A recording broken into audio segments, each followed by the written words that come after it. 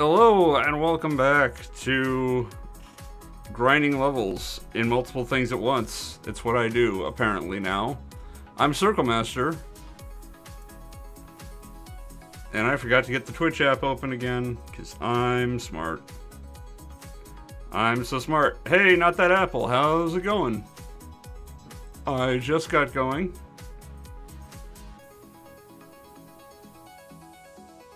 There we go, Stream Manager. Be nice to me. Amazingly, I'm feeling good. There was only one copyright claim on last night's stream. I contested it, and the claim was released immediately. Unlike the other two claims that are still pending and in escrow. And I kind of feel like I need to just publish those videos. Hello, Jeremy! Thank you for the raid. Hello, everybody from Geek Trivia, if that's the name of it. I'm sorry if it's not. I just think of it as Geek Trivia. Thank you all for joining me after I was carried to victory by Tony in that round, who answered all of the Harry Potter questions and all of the constitutional law questions and saved my butt on at least one of the Beatles questions. Thanks to a random guess of scrambled eggs. We're grinding levels tonight. We got music going. It's a party. And there we go. We got Sneak 40 already. And since we're on the topic of Geek Trivia, don't ask me what constitutional law has to do with Geek Trivia. That was Tony's choice. Don't blame me for that. I think we can just go right into tonight's table topic. Table topics, as I'm going to continue to explain every single time I bring this up, because that's apparently what I ought to be doing, are a box of cards next to me that have what are supposed to be conversation starters in the category of what they call geek pop. And what they actually are incredibly shallow questions that don't invite any conversation and are just kind of immediately answered and dismissed. Not that apple, nothing, but Tony wanted to pick that category. That's what constitutional law has to do with being a geek. So, tonight's table topic. What was last night's table topic? It was stupid. Oh yeah, what's the most useful spell in Harry Potter? None of them. Harry Potter's stupid. That was my answer, and there was nobody in chat to contest that. Therefore, I was correct. That's how that worked. Tonight's table topic. Oh, this one might actually be good. This might be a good question here. How many conventions do you attend per year? I'm gonna go ahead and say 0 because of the COVID times. But that's because of the COVID times.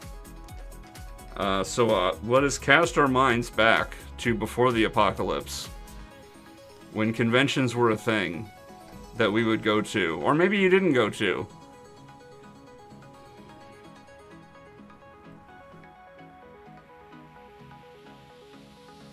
I personally, Tony's been to one ever.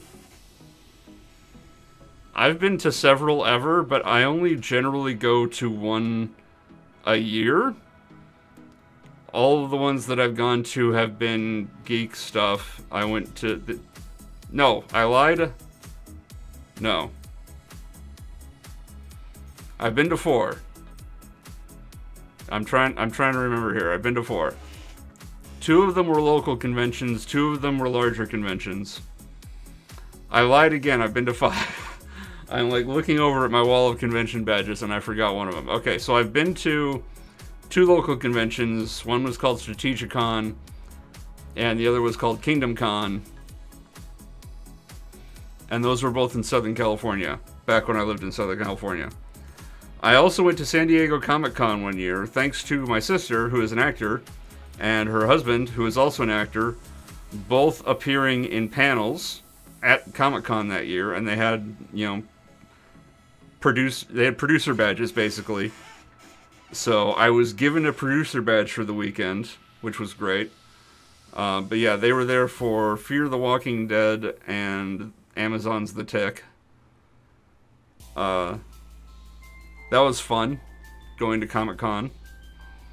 I don't think I would want to pay to go to Comic-Con. It's super crowded, and there's, like, no seating unless you're actively in a panel, and they, like, were super policing about where you could go. Even though I had a producer badge.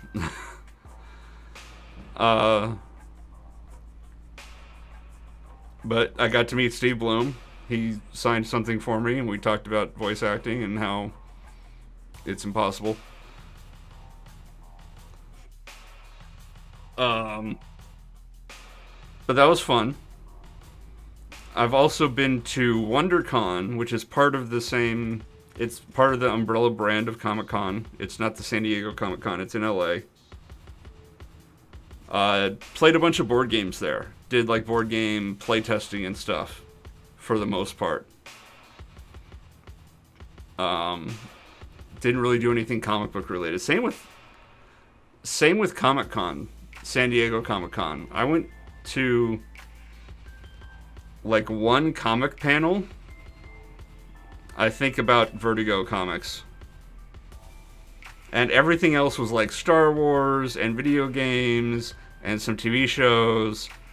And the only notable one that I went to was I went to one on the science of Rick and Morty that was scheduled for a panel of, like, scientists to discuss the scientific foundation of things that appear in the TV show Rick and Morty, and this was, like, back in season... either right after season 1 or right after season 2. But it was early days of the show. And then, like, 5 minutes into the panel, Dan Harmon and Justin Roiland walk in and just sit down and start talking and joking and going in character and making it much more entertaining and much less informative.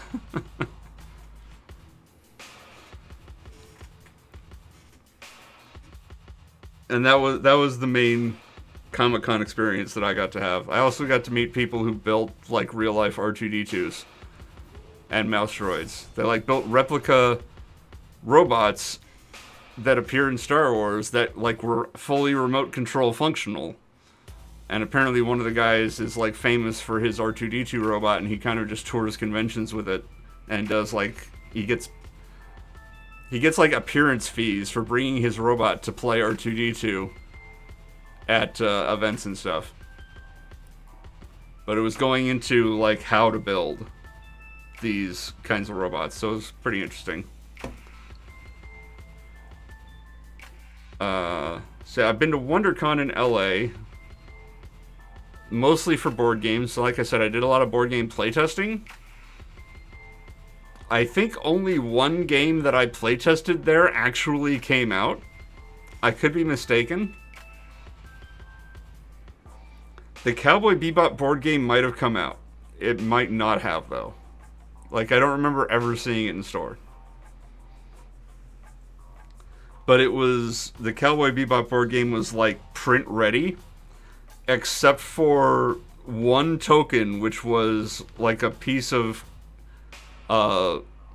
foam board with marker written on it as a tracking piece. And it's like, as you can see, we were working on this last night and we added this mechanic. And then we lost the game because of that mechanic. And also the rules were not explained to us correctly, so we were playing wrong. And basically not using things that we were supposed to be using. So Cowboy Bebop the board game was not the smoothest experience, so I can understand why it wouldn't come out, but boy, it was real close to print ready. What was the other convention that I've been... oh yeah, I've been to Gen Con. I went to Gen Con 50. And spent way too much money on board games. And played in a coup tournament. No, it wasn't coup. It was the other one, Rebellion. Was it called Rebellion? No, Resistance. A midnight Resistance tournament. And immediately was eliminated in round 1. So that could have gone better. But yeah, Gen Con was fun, but boy was it expensive. And there was no food in the venue, which kind of pissed me off. You had to go out to food trucks or go out to local restaurants to eat. There was no in-venue eating of any sort.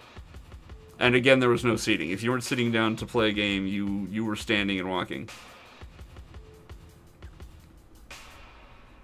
But if you're gonna go to a convention, go with somebody. 'Cause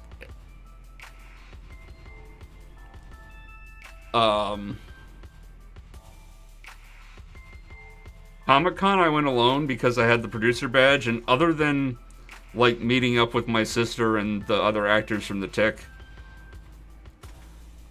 I was pretty much just on my own. And the other conventions that were the board game focused ones, I went with a friend,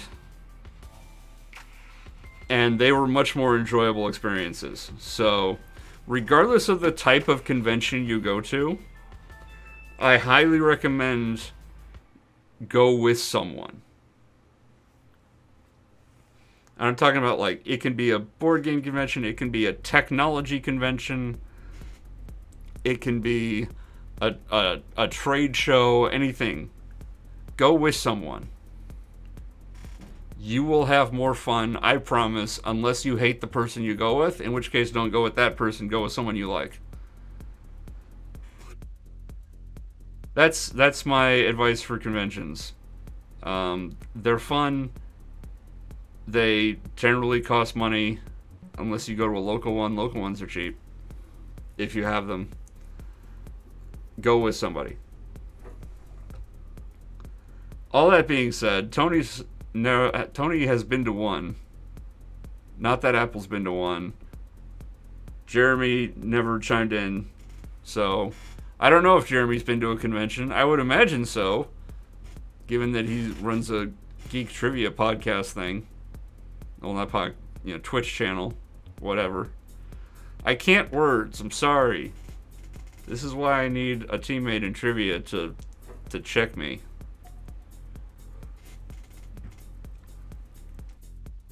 This is why when I'm in trivia alone, I make jokes. You picked up a literal ton of meat from one. I really hope that it was like a meatpacking convention and you were just like robbing a ton of food from a food truck or something. I also hope you use some kind of power tool. Hey, the women thing. Tips for vampire survivors. The Bible is good.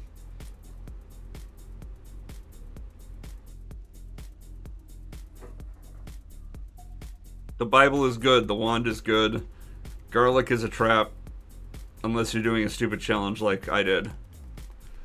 Oh shoot, I didn't change my title. This is... Oh, whoa. I also didn't do that. Okay. I'm so bad. I'm sorry. I didn't change anything on my Twitch channel.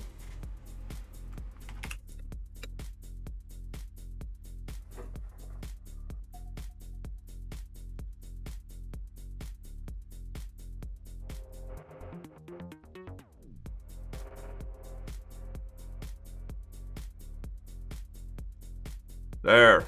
I updated it. You probably have to refresh the stream to see it. Okay, I'm still auto-running. Good. I panic and flail and everything's bad. Nobody told me. All you people in Twitch, none of you told me that the game info was wrong. Oh man. Oh right, I leveled up in Skyrim as well. No, I was playing... It was like that because I was playing Vampire Survivors earlier today. Right, I'm still at 46. I can't make it legendary yet. I was playing Vampire Survivors earlier today doing the can you win without moving challenge, which I guess is... I don't know if it's actually a thing. I managed to do it, and then I didn't Google, but I searched... I guess that's fair enough, not that Apple. I searched on YouTube, and there's like 4 videos that people put up of, I did the no moving thing. Or I beat Vampire Survivors without moving. And they're all stream VODs. And one of them's not even legit because a dude starts a run, immediately walks over to pick up a power-up that starts on the map, and then walks to a position and then doesn't move. And it's like, that's not moving. The first thing you're doing is moving. You frickin' cheater. So there's like 3 legit runs on YouTube, one of which is... Or sorry, all of which are stream VODs. So if I made a video, Can You Beat, and did it in that scripted format, it would be the only one. But also, the program I tried to record the game with didn't work. That was not good. So really, all I can do is put up the stream VOD, and then I can be one of the people who has a stream VOD up of them beating Vampire Survivors.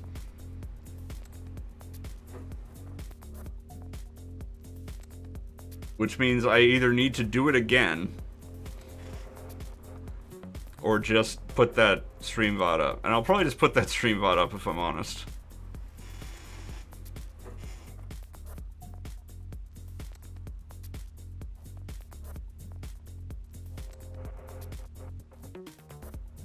Ugh. See, now I feel stupid. I mean, I am stupid, and I did a stupid thing, so I should feel stupid. But I feel like bad stupid. I don't know if that makes any sense.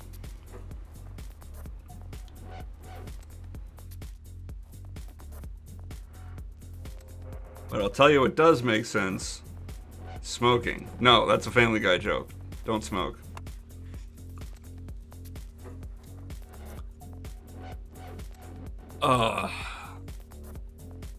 So yeah, nobody else has any convention stories.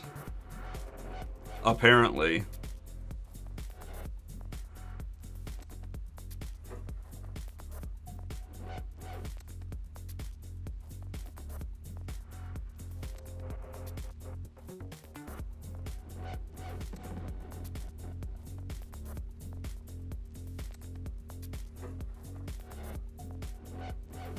I guess not that Apple's charity story got kind of interrupted by my panic changing the Twitch details.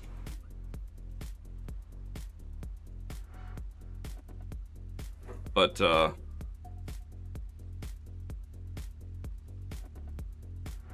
being part of a charity that's collecting meat from before it spoils doesn't sound like you attended the convention. It sounds like you just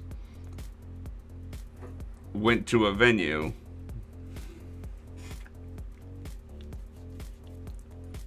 I don't know if Tony's still there and wants to share her convention story, if she's been to one, just one.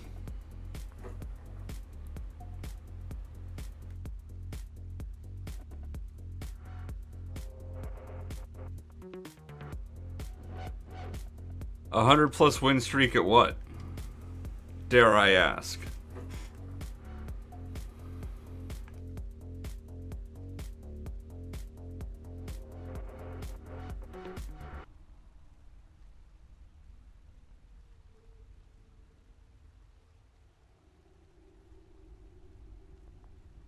I guess I do dare ask because I did.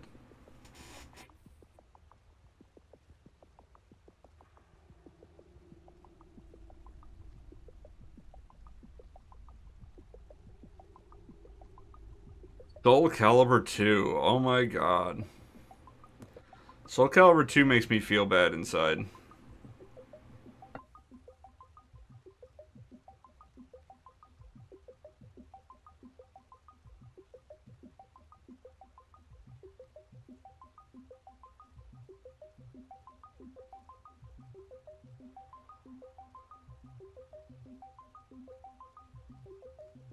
SCG Con. I'm not. I guess that's a Soul Calibur Con? I'm not sure. I have not heard of SCG Con.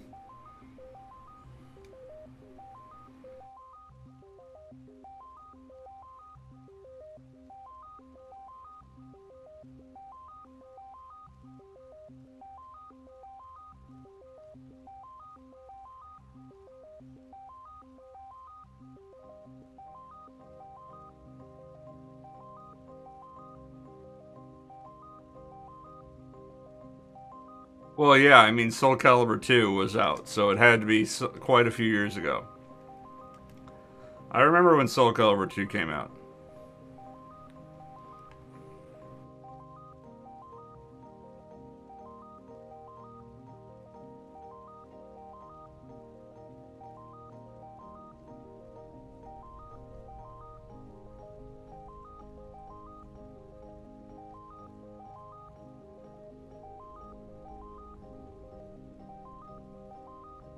Okay. I have heard of Screw Attack.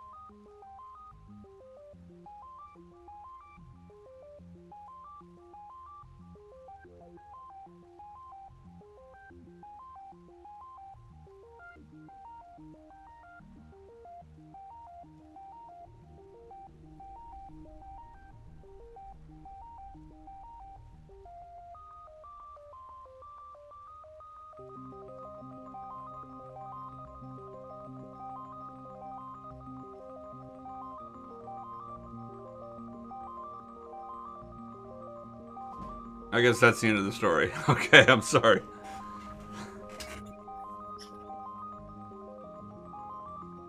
Uh, I'm all scrambled now. I I used up all of my brain power on trivia about Beatles.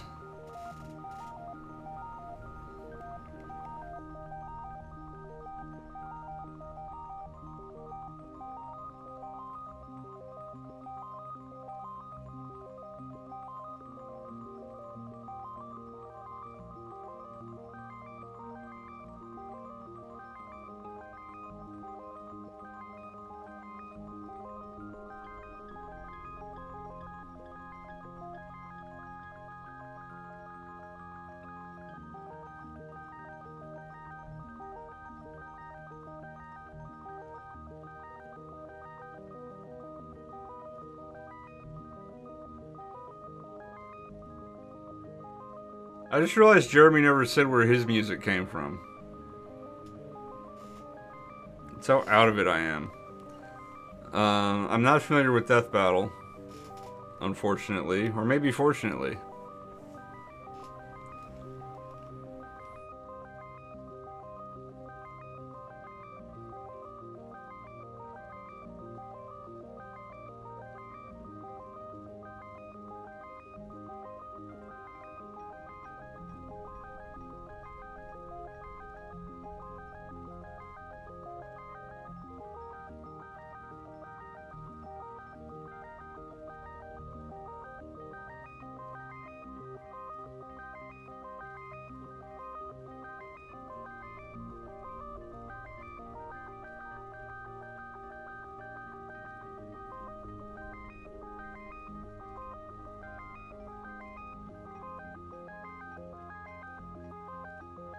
I'm thinking about it, and I'm realizing that for whatever reason, I didn't get into a lot of organized internet media,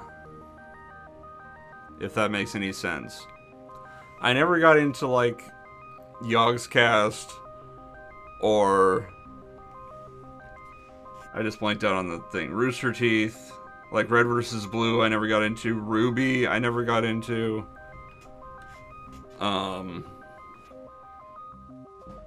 I used to watch Angry Video Game Nerd, like, years ago.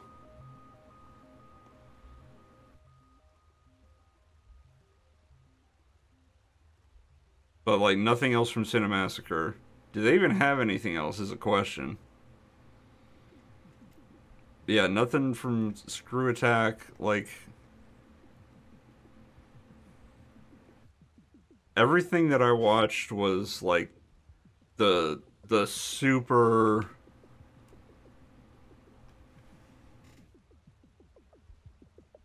independent stuff, like early YouTube level of stuff.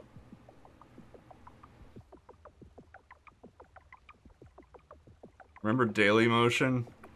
Remember Vidler? I mean, that's how I got into Let's Plays, I guess. Was that same kind of no organizational content that people would just put out on the internet.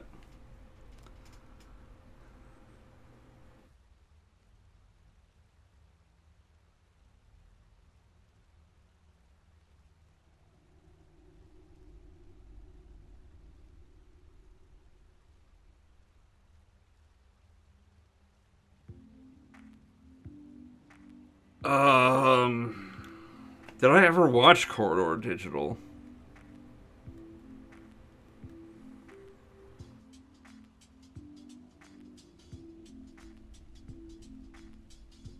I'm trying to remember.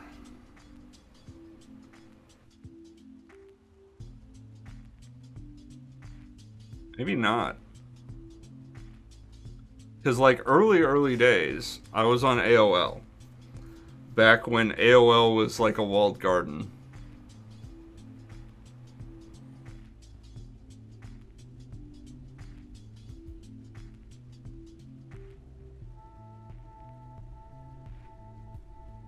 They had, like, their own forums, their own chat protocols, which is where AIM came from. Remember AIM? AOL Instant Messenger? And I was a weebab, but I used AOL for quite a while before realizing that like web browsers were separate things that you had to use to get to internet sites.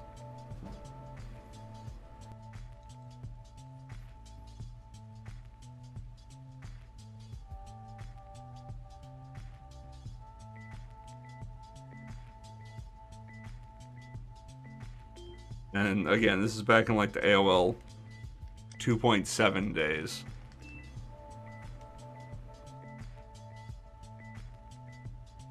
When they didn't mail you the free CD with 500 hours on it, they mailed you a 3.5-inch disc with 10 hours on it.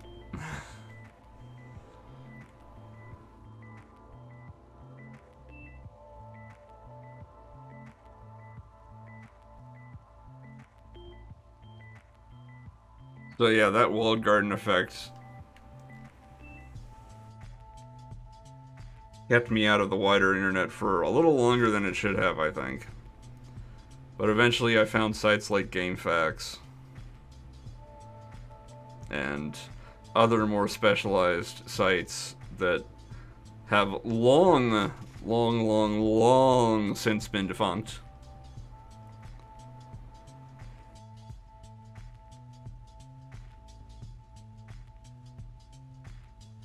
And like, I make Let's Plays for something awful.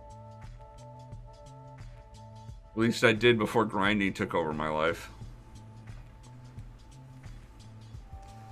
And even that, I had to be shown, I guess. I mean, everything somebody has to show you until search engines became usable. I remember when search engines were, like, you're desperate if you were using a search engine.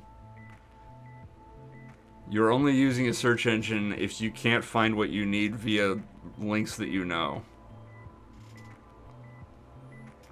And there was no Wikipedia to look things up. There was no ordered algorithm from Google yet.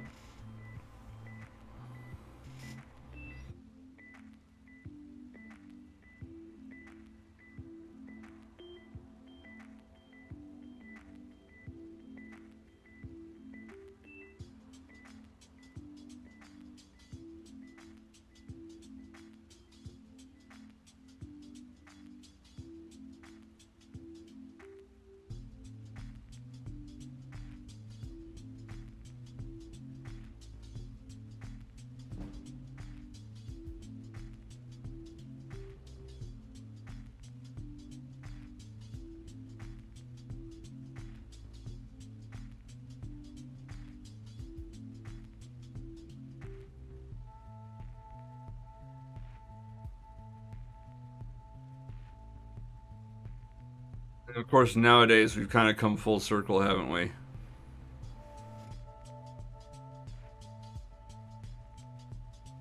At the start, there were a couple walled gardens like AOL, MSN. Remember that? Hotmail.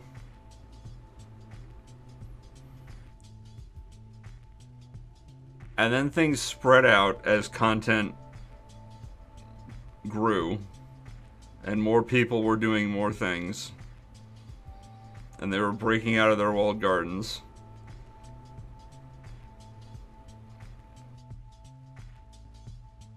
And, you know, ISPs became more of a thing, as opposed to using a phone line to dial into AOL. You could, like, get an actual dedicated internet connection.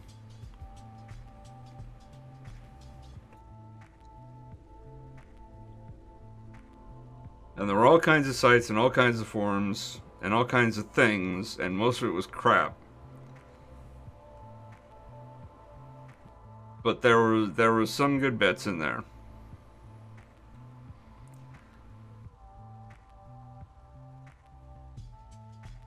And if you tried hard enough, you could find what you wanted. And you could find like-minded people if you tried hard enough.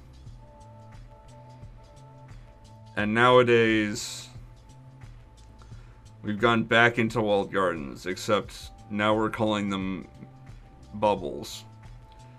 People get in their social media bubbles. You know, you can go on to Twitter, you can go on to Reddit, you can go on to Facebook, and you can be fed this easy access to a large community of people who think exactly like you. And you are actively discouraged from engaging with people who have differing opinions to you. Because you are driven to associate with like-minded people and get mad at people who don't share your opinion. And whatever your opinion is, there is a community that supports you that will relentlessly mock the opposite, you know, its opposite number.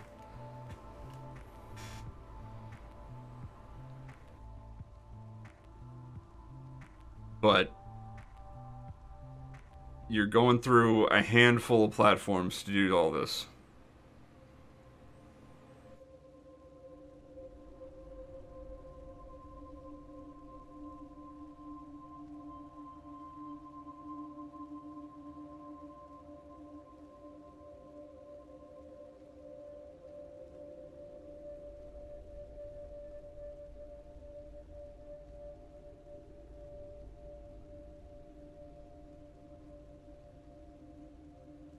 It's not so much that we're talking about isolationism and cults, we're talking about our inherent preference, I guess, our inherent predilection towards tribalism and modern media exploiting that.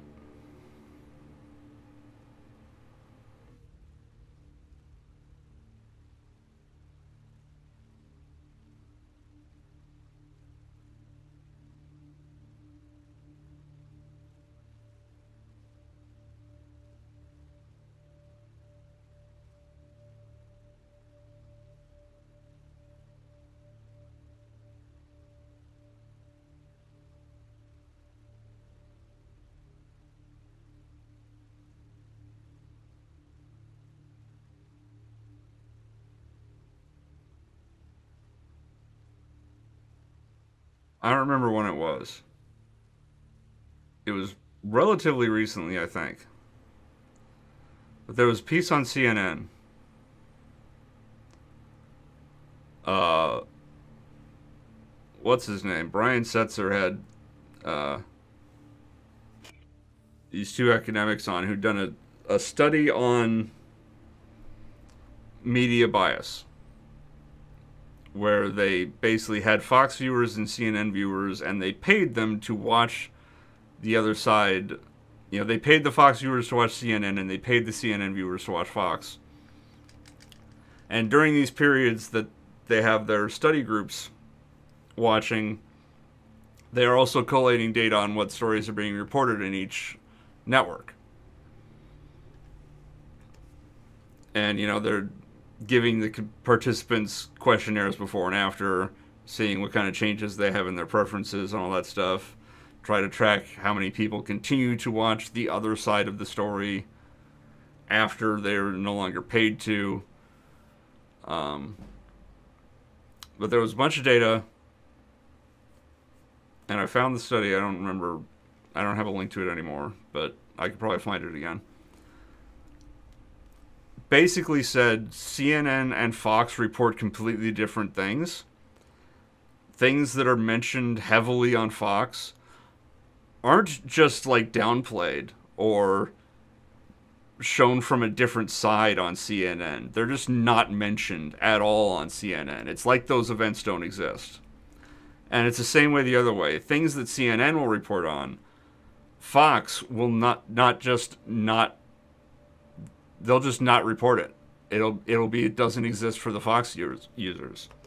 And naturally it's things that look bad for one side or the other. Fox won't report, they just won't report news that looks bad for Republicans to their viewers. CNN won't report news that looks bad to Democrats to their viewers. And he's going over this empirical data and all this stuff, and Brian Setzer's like, oh, it's great that we're seeing this objective empirical data showing how biased Fox News is. And the guy's like, no, it's not just Fox News. Our research shows that both Fox and CNN engage in this behavior, and this is really a toxic part of mass media to try to control a narrative. And Brian says, like, whoa, sounds like you're engaging in some both sidesism there. We'll just take it as Fox News is bad. And it's like, you're literally doing the thing that he is accusing you of doing to his face and trying to paint yourself as the good guy in this situation. It's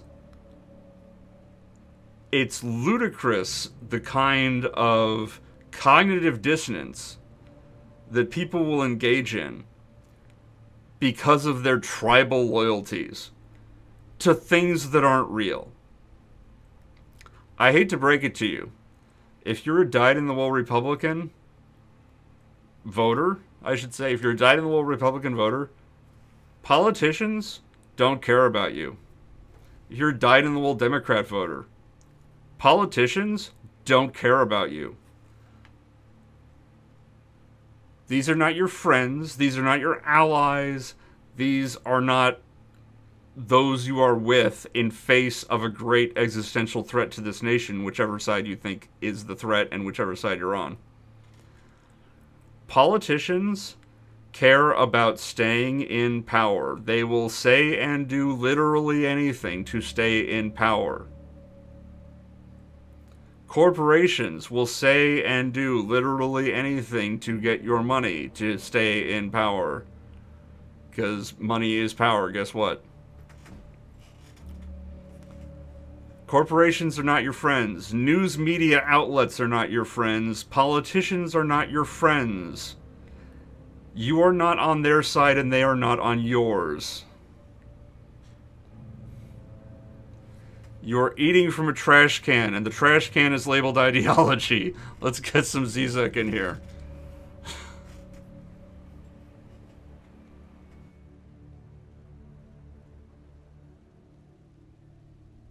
And yes, I'm aware Zizek is not my friend, and I'm super aware that Zizek does not actually have, like, firmly held beliefs. He's a critic.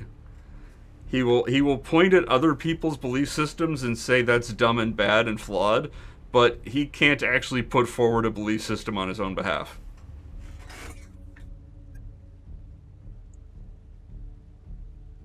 He's the guy who can't create anything. He's the guy who says that you're a bad artist when he doesn't draw anything. He's the guy who says, oh, that's such bad writing, but he doesn't write anything. So yeah, it's a great line from Zizek in one of his videos about ideology that for some reason he opens with talking about They Live because he just likes movies, I guess. Like, it doesn't have anything to do with the movie They Live.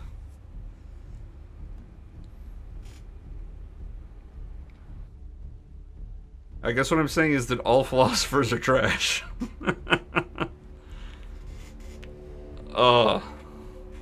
We can get into that, I guess.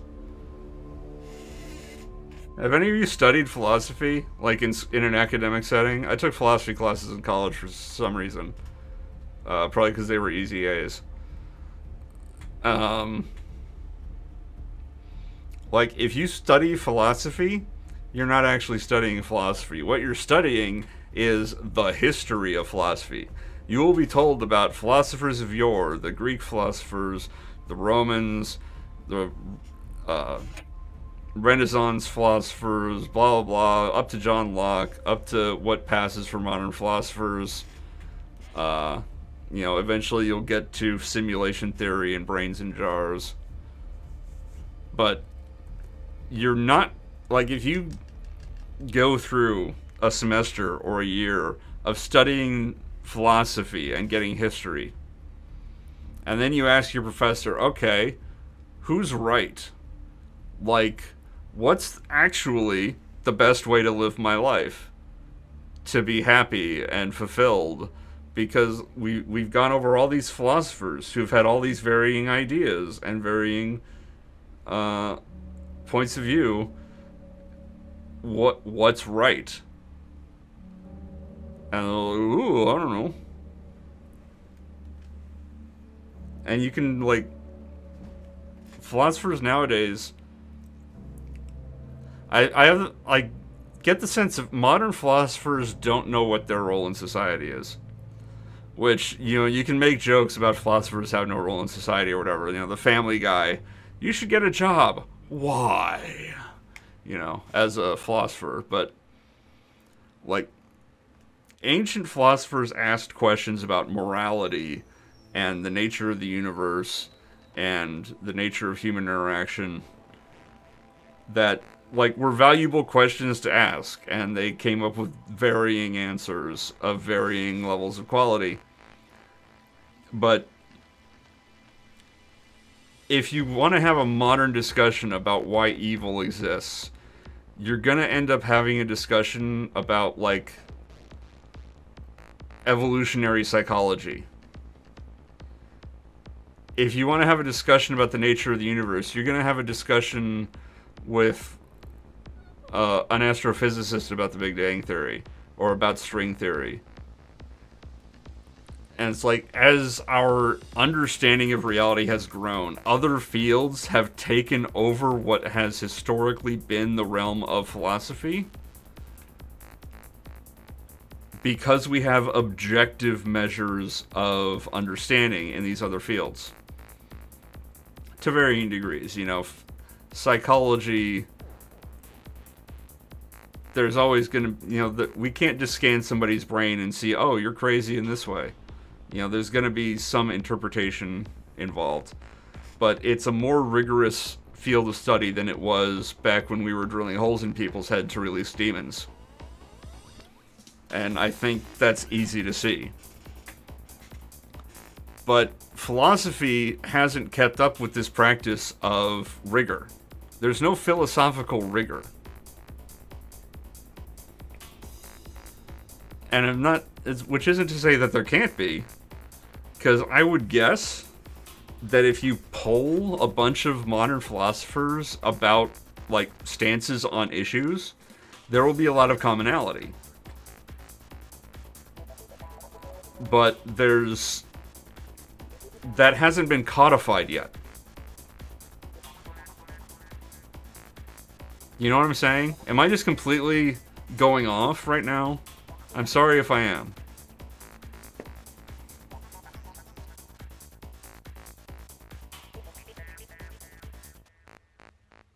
I'm also sorry if I've been forgetting to hit buttons. I feel like I should have had more fights than this by now. I'm like 47 minutes into a stream and I feel like I've hit this button 20 times when I should have hit it 40 times. Maybe I've been hitting it, I don't know. Maybe I started on a different point than I remember.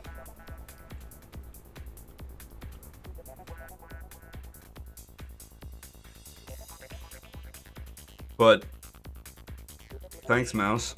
Ultimately, the point of all this, and how we got from here to there,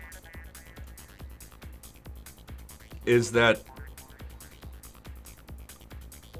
we have tiny lizard brains living inside of our brains. If that makes any sense. The tiny lizard part of our brain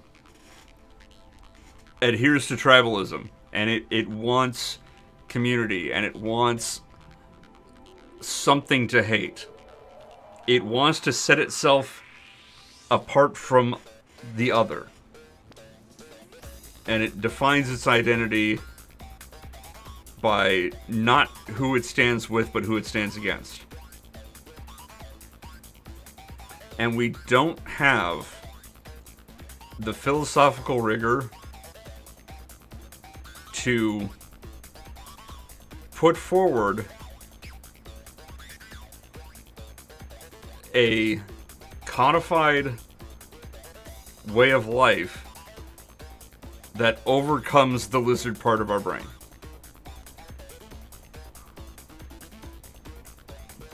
You can study philosophy and hear about how ancient people each tried to overcome the lizard part of their brain, but nobody's judged. Nobody is told that they're right or wrong. And modern philosophers aren't engaging in the kind of objective, consequential work to give us something to latch onto.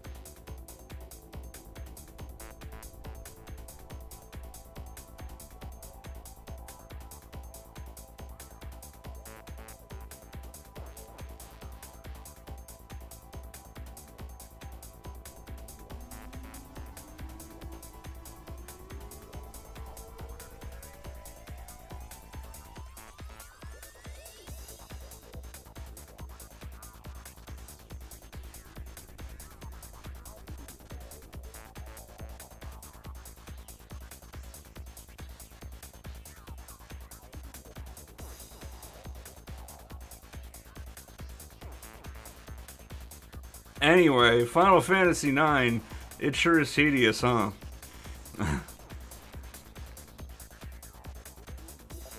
uh...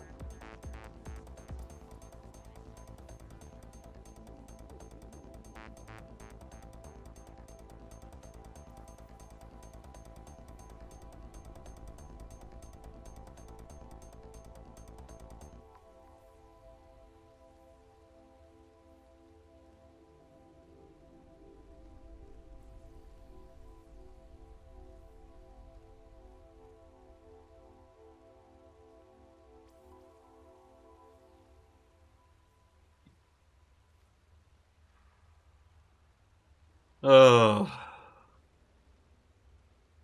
I feel like that was the last gasp of my brain for the night. And for the rest of the night, I'm gonna be pudding.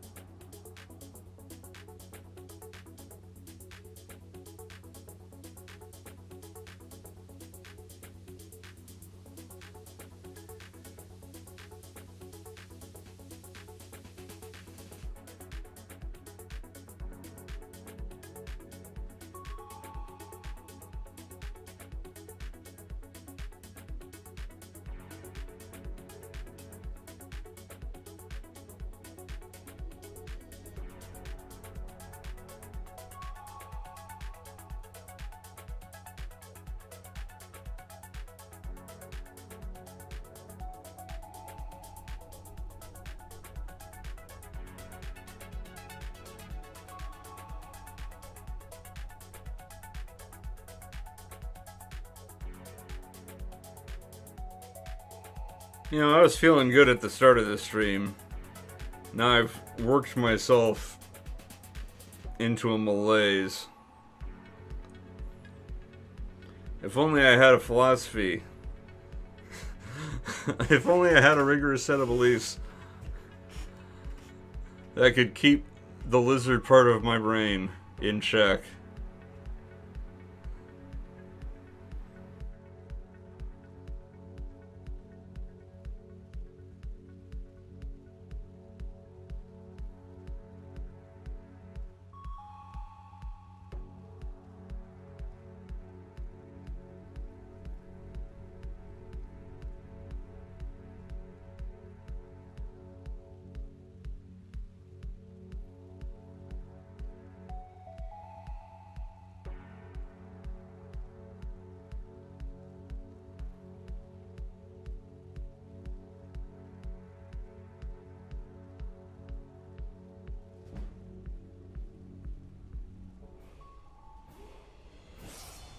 There we go, level 34.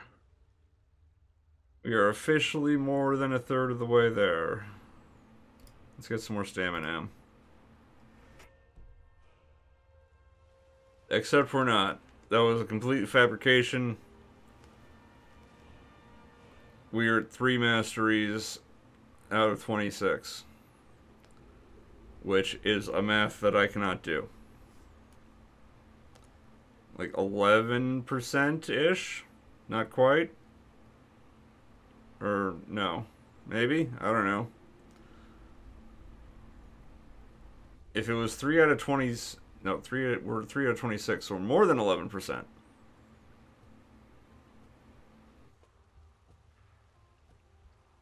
I know how numbers work. Number go up. This is what I've been reduced to.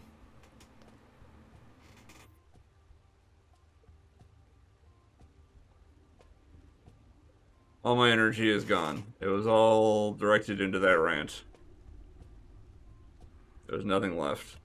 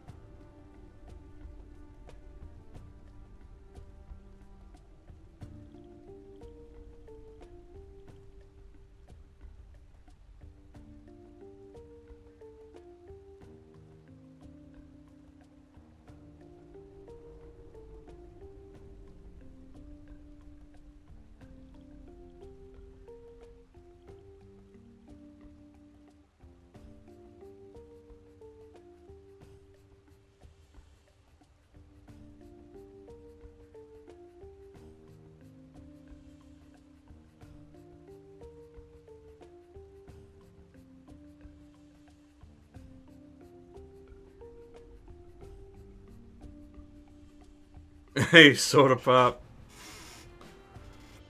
How's it going? I don't know how late it was that you tuned in. We were grinding Final Fantasy IX on the one side, and then on the other side, we're grinding Skyrim. We're gonna get to level 99 in the starting area of Skyrim. Over the course of getting to level 99 in the starting area of Final Fantasy IX. That is why we have this lovely view of this rock wall. Hey look, Sneak just got to Sneak C1. When Sneak hits 100, we make it legendary. When we make it legendary a total of 26 times, we will soon hit level 99. And we are in Helgen Cave in the tutorial area. So that sleeping bear, we're sneaking next to the sleeping bear.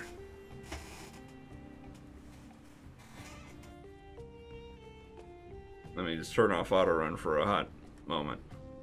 See, there he is. Sleeping bear. This is the cart where I would normally pick up the bow and whatever. And then you're supposed to either sneak past or shoot the bear. And then leave the cave and you're out of the tutorial. I don't want to walk that way.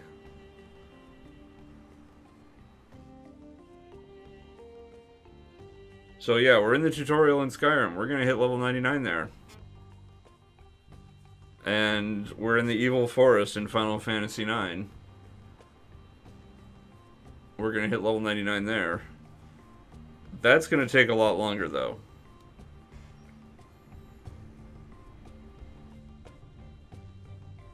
Well yeah, it's great because Skyrim has this auto run key. So I just hit the auto run key and away I go. So I don't have to touch Skyrim except to level up.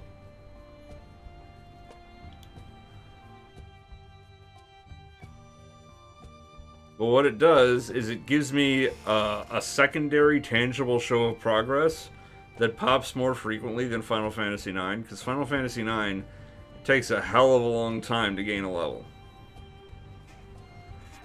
Skyrim in total is going to finish in 150 hours. Which, if I do 2 hours a night, will have been about 2.5 months.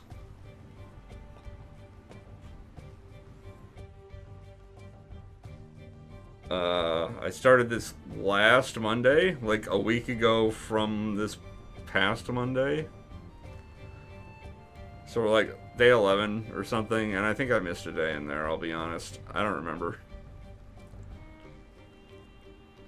And over the course of those 2.5 months, the desire to see that done in Skyrim in a more mentally graspable frame of time is helping me to spend time grinding in Final Fantasy IX. So that I don't have periods of drought where I just don't want to do it, so I don't. And then a month goes by and I've made no progress.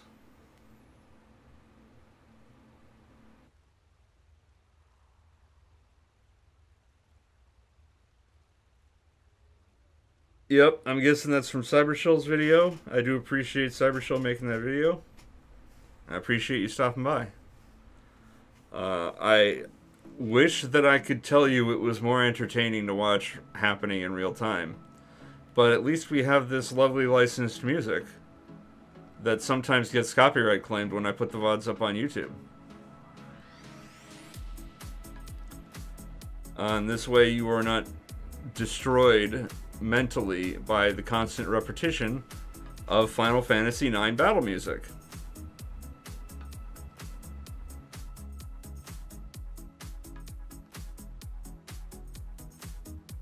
Instead, we have like a 30 to 40 minute playlist that shuffles and repeats.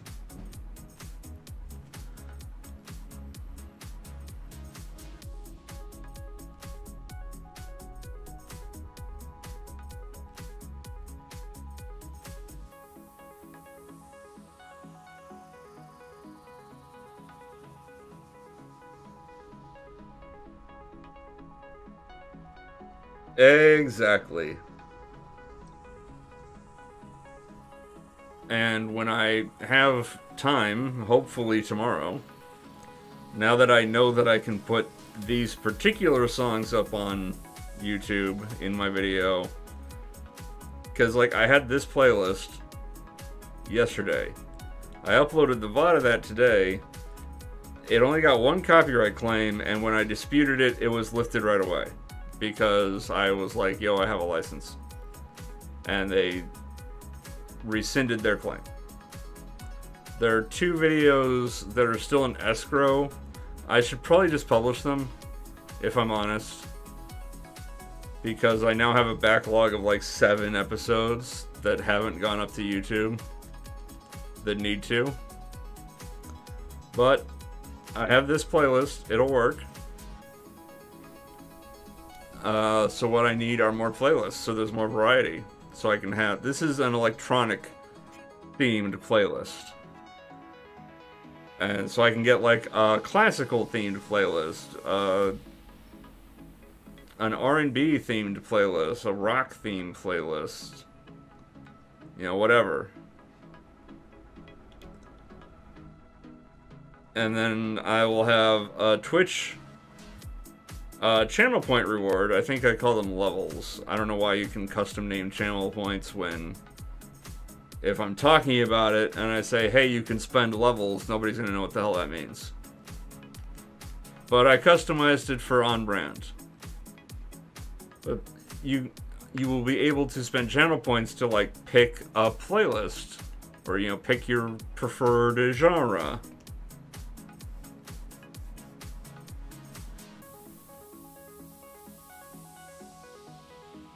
And then I'll just, when somebody does it, I'll switch to that playlist. And that way we'll go even more slowly insane. And who knows, maybe the playlists will grow over time, depending. So that instead of like a 30-minute playlist, we can get up to an hour. That'd be nice. But that would require finding yet more songs that I can actually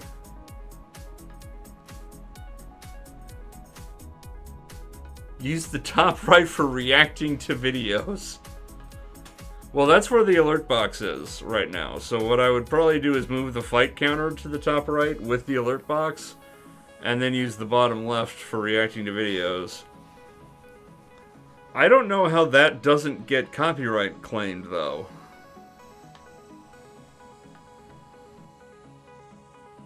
Like, I'm literally just showing someone else's content at that point.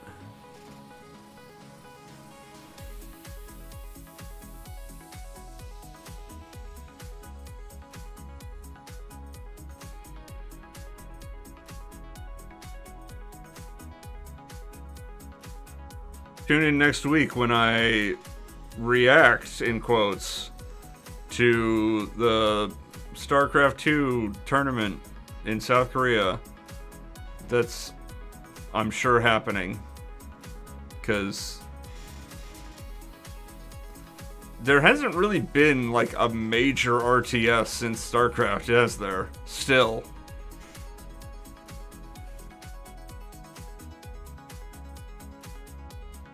Age of Empires recently came out, and it's not good, by all accounts. But like, when was the last good RTS?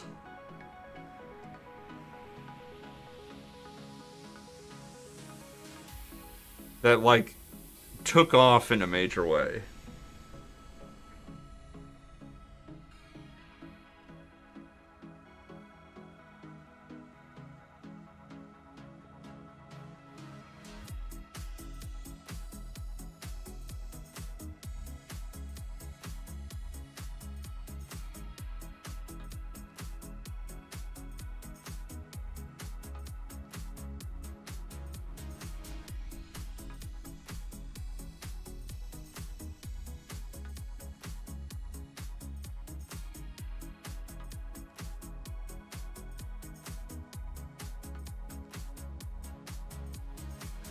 Like, the last RTS game or I should say the newest RTS game that I played personally, was Sins of a Solar Empire. And boy, was that hard to understand, at least for me. And I remember nothing about it. And like theme-wise, I thought it was great. Like building a Starfleet and going out and doing stuff, and I don't remember how it worked. And I know one other person who plays it. And yeah, it really does feel more like a 4X game than an RTS. And like, I don't even remember, was it real time with pausing? Was it just a 4X game disguised as an RTS?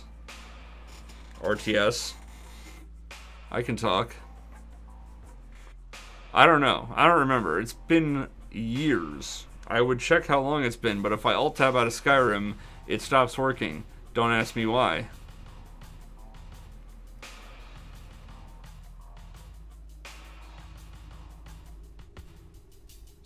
But, like, things have kind of split off from the RTS genre. Like, StarCraft 2 came out, and StarCraft 2 remained popular for a long time, and is still played in some parts of the world. But, like, a big part of the RTS crowd went to MOBAs, which started as, you know, custom maps in StarCraft. So there's, like, you know, the League of Legends crowd, the Dota crowd, all that, the MOBAs. And then the other huge part of the RTS fan base went to 4X games. So you've got, you know, the Total Wars, my mind just shut off, Europa Universalis, that kind of game. And those two genres just kind of captured a lot of the audience for it.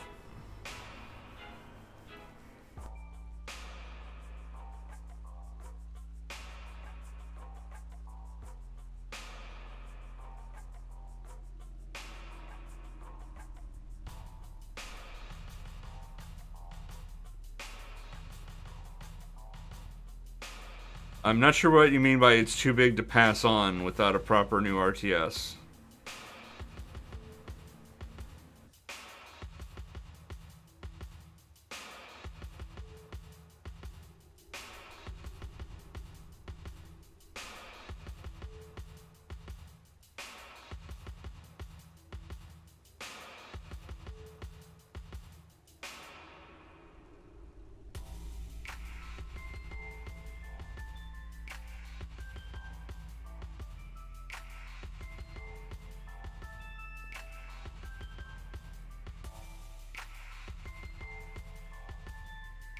Well, yeah, StarCraft 2 will be the main RTS until a new one comes out, but they keep trying to make new ones, and they keep failing to replace it.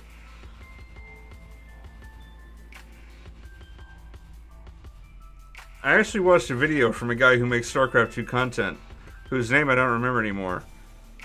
It was something with a G. And he tried to go into why there hasn't been a major RTS that succeeded. And his thesis, which I don't know how accurate it is, I'm just taking him at his video, was that companies are designing and releasing new RTS games with a focus on competitive, like, esports. Like, ranked competitive multiplayer type of thing. That's like hardcore.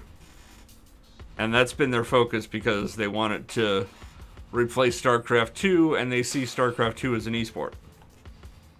And his thesis was that this was a malformed goal, because the reason StarCraft 2 is popular is not because of its competitive scene. It has a competitive scene because it is popular. And the reason it's popular is because it has a strong campaign, with, you know, a decent AI to it. It has a variety of online modes that you can get various lobbies for. You can find different game modes. So you have, like, he was going into it, like arcade and co-op and all these other things. There are modes other than competitive ladder in StarCraft 2 that you can play online. And it's not just ranked ladder and then unranked. There's ranked ladder, there's unranked, there's arcade, there's co-op, there's blah blah blah blah blah. And then on top of that, it has like good map making tools. And it releases those map making tools to the public. And then it supports custom game modes. It supports custom maps. It lets you search by custom maps. It lets the community create content, and then lets the community engage with that content within you know, the multiplayer lobbies. So it's widely accessible to a wide variety of player types. And it has the longevity that it has because the toolkits that are available I mean the cliche is that it's a sandbox for people to play in. But like that's a cliche that works. Minecraft is hugely popular for a reason. It's a sandbox for people to play in. And Minecraft wouldn't have the legs it has without, you know, the mod community. So it's not... So when companies make new RTS games that focus on being the new esport, they are putting the cart before the horse in a major way that causes their games to fail.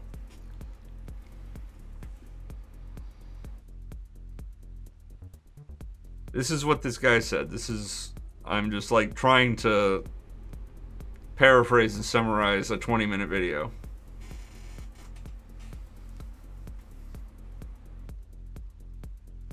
And like, I am not an expert in StarCraft 2, I'll be honest. I got it when it came out for free for the Terran campaign, and I still haven't finished the Terran campaign. And like a friend of mine tried to introduce me to the co-op mode, but I didn't know how anything worked yet because I played a ton of Brood War. Brood War was my jam. I had an earlier rant about internet communities before, but I had an internet community that was, you know, a small group of friends in a certain area of the internet, and one of the things we did was we did Brood War, like mostly in co-op, mostly just doing like the money map comp stomps, and we would just do fun doofy shit. I remember I was playing a money map, and we would like, it would be like two of us again, and we would see how many comps we could load up to beat. So it would be like 2v7 or 2v6 or whatever. But we would load up these comp stomp matches and then just do whatever. And I remember like several times I would run Protoss and I would see if I could beat the computer by just building pylons and cannons. I would literally saturate every buildable space on the map with pylons and cannons and just kind of encroach on the enemy with these pylons and cannons until the cannons killed everything. And sometimes it worked and sometimes it didn't. Which is, you know, the varying qualities of the AI and the varying unit availability. But it was not something that you would ever do in a competitive game. It was not something you'd ever do in a serious game. And it's not something that you'd ever, like, but it was fun. It was fun to do nonsense like that. It was fun to do nonsense where, you know, you could go on an island map and literally ring your base in turrets and then just see who could land something on somebody else's island first.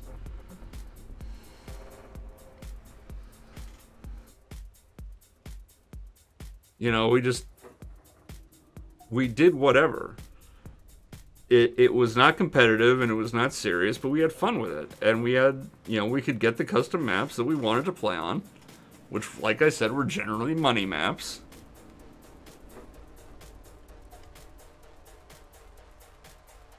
And we'd hang out and have fun. And we did that for years. For years we were doing Brood War.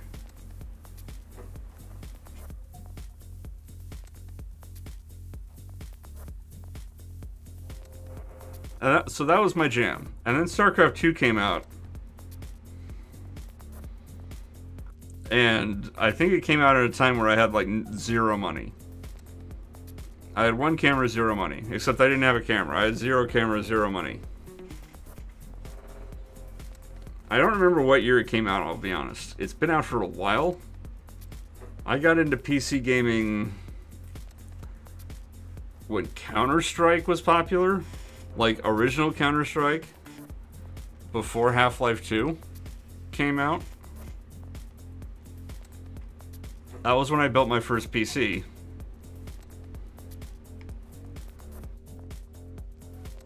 So when StarCraft 2 came out, it might have been I just couldn't afford it. It might have been I couldn't run it on my machine at the time. Or it might have just been I didn't have anybody to play with.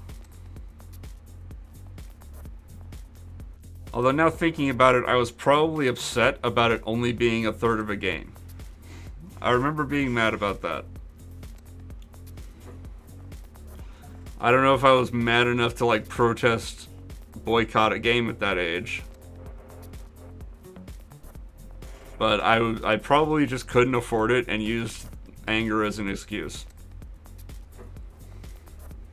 So yeah, I just never bought it. And it was like, you know, I fell out with that friends group. We stopped hanging out, as you do.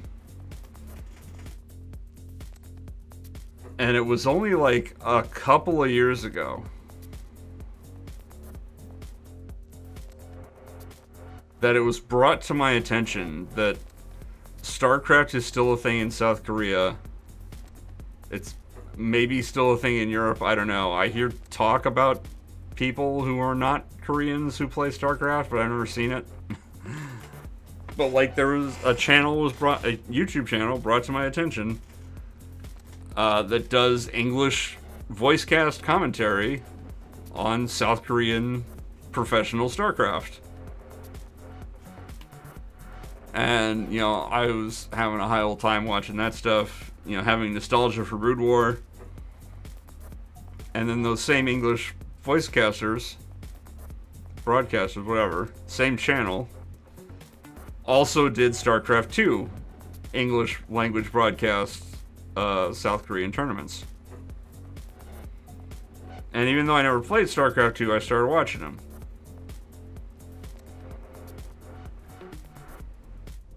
So my only exposure to StarCraft 2 really for the past year and a half or so, maybe 2 years, has been watching competitive, like high-ranked competitive StarCraft 2. Competitive online. Except they're not online. It's like they go into a studio and they compete in, you know, assumedly in a offline match via LAN or something.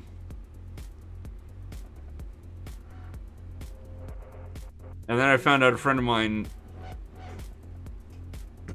played, or maybe still plays, StarCraft 2. And he was trying to show me co-op. He was like, oh, forget about that. You don't need to do any of that. The real fun is in, like, co-op. And, like, there's some kind of, like, auto chess mode of StarCraft 2. I don't know. Custom game mode, like I said. But he, like, takes me onto this game of co-op where it's like, oh, you have commanders and you get to pick a free one because you didn't pay for your game. You got the free game. It comes with a couple free commanders. Well, whatever. I don't know how any of this works. My only exposure to the game is watching high level competition, which apparently doesn't have every unit in the campaign. Apparently doesn't have every unit in co-op. They're like limited for whatever reason. And then, it's been 20 years since I played Brood War. I've never played StarCraft 2. I don't know any of the hotkeys. I don't know the map. I don't know nothing. I am just, like... I'm Danny Glover in Lethal Weapon. I'm too old for this shit.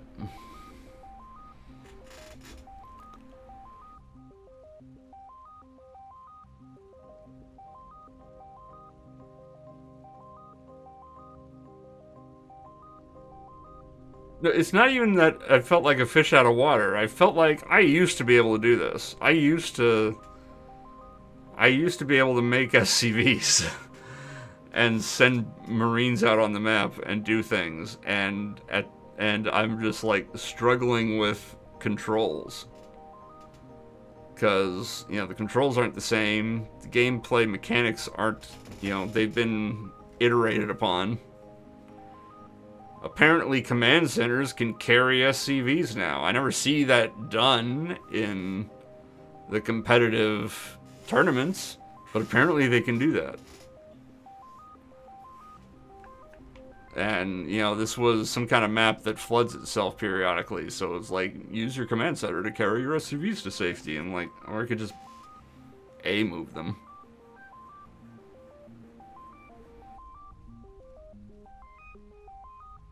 So it was weird. It was weird and disorienting in a mechanical sense.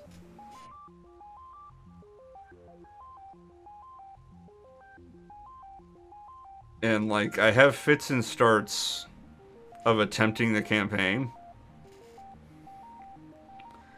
And the campaign is like, oh my god.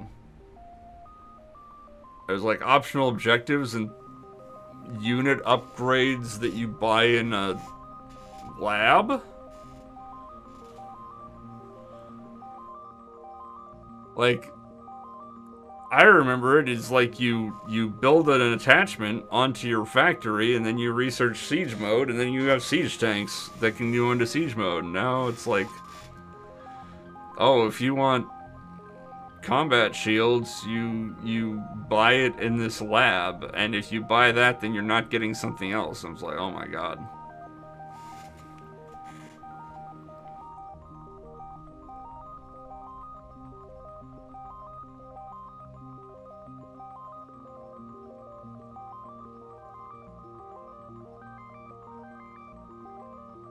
To say nothing of there being units, I was like, because again, I watched the high level competitive, and high level competitive, you get medevacs if you're Terran. You get Marine medevac, and the medevac heals things and carries things. I'm like, great, let me get some Marines and a medevac. There's no medevac on this map, or whatever. I don't know how to get a medevac. And I look at the barracks and there's medics. I'm like, why are there medics if there's a medevac? Hey, Hokage Fujiwara, excuse me, I can't read. Hokage Fujiwara. Thank you for the follow. I appreciate it. Even though I mispronounced your name, I apologize. Yeah, apparently, like, competitive StarCraft 2, there are no medics. Because they're obsolete or redundant with medevacs. So they just have medevacs.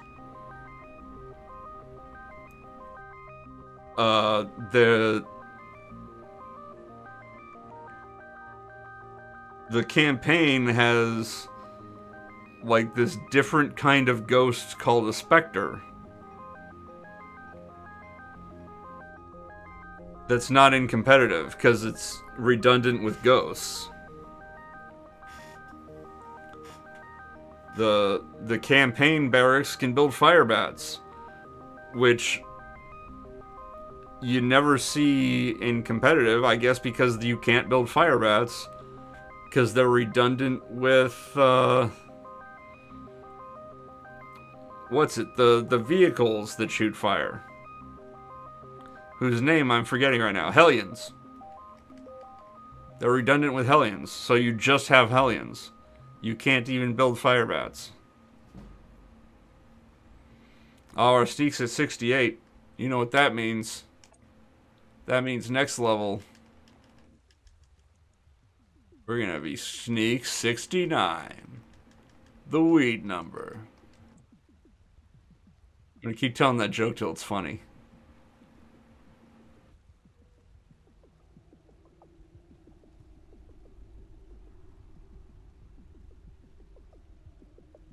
So yeah, it's like competitive StarCraft 2 is completely different from campaign StarCraft 2. And then co-op has these like commander mechanics and other stuff added onto it. So I'm only going to tell it 22 more times. Because after that I'll hit 99 in Skyrim and be done.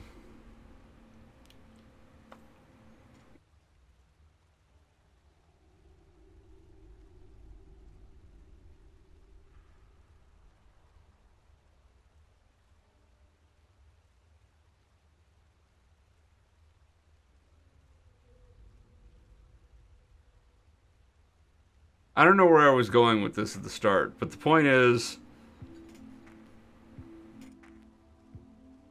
I watch StarCraft 2 and I don't play it, I guess is the point. So if I did a react thing in one corner of this screen while grinding, it would be the dumbest thing. Because I would have the game up, and it'd be like, you know, Korean players, and then you'd have the English language broadcasters over at the top who are filling time by telling bad jokes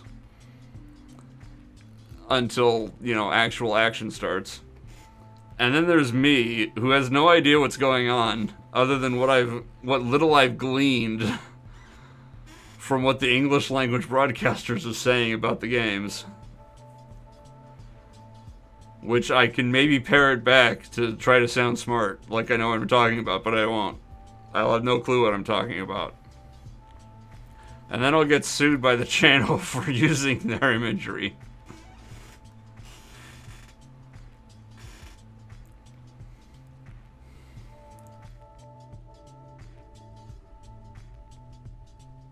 Oh, what's it called? Afrika. It's like Afrika TV. Where it's... You'd think it's like, oh, it's like Africa spelled wrong and also pronounced wrong.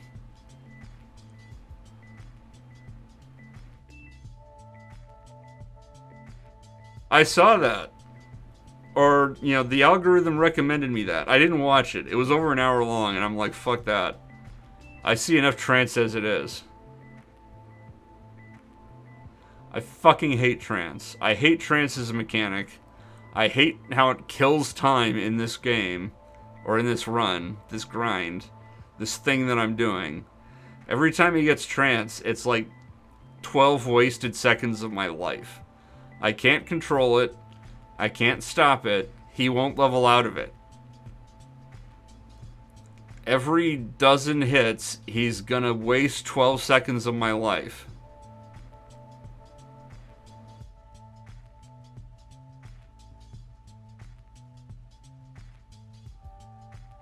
No, it's not like I don't have time to watch the video.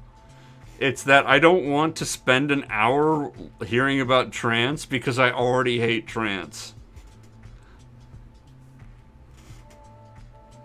I hate it as a mechanic.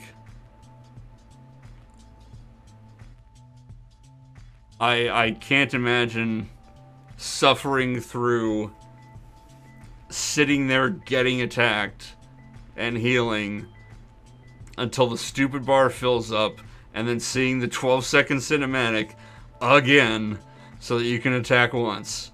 for not even double damage. I hate trance.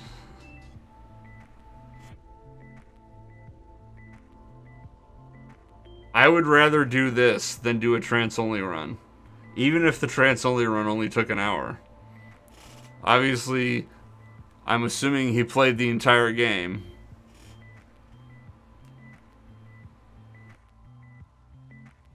Yeah, Soda Pop, this is gonna take years.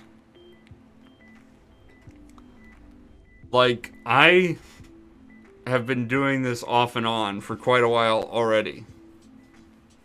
Because things keep happening and I keep setting it aside, which is part of the impetus to do the side-by-side, to get me to grind more, to get me to stick with it on a regular basis. If I do this on stream 2 hours a night, this is going to take me about 3 years from now. Not in total, from now. I will finish in 2025 if I stream 2 hours a night. It could only take months if I did it 8 hours a day, but I would have to quit my job, and I don't make enough streaming to quit my job, or I'd have to figure out how not to sleep. If I could figure out how to survive without sleeping, and I never got tired, I could do it at night instead of sleeping for 8 hours. And at that point, it would take less than a year. It would take like 8 to 9 months, so I might not finish this same calendar year, but it would take me less than a year from now.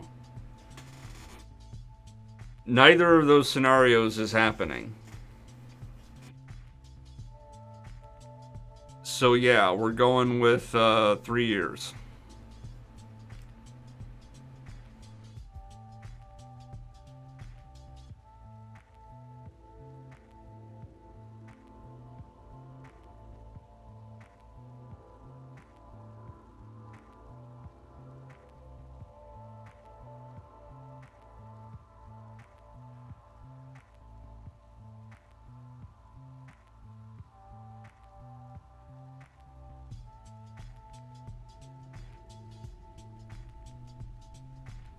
But on the bright side, once I finish, then I'll have done every PlayStation original Final Fantasy. And they'll all be on one memory card. And I can auction that memory card off for $50.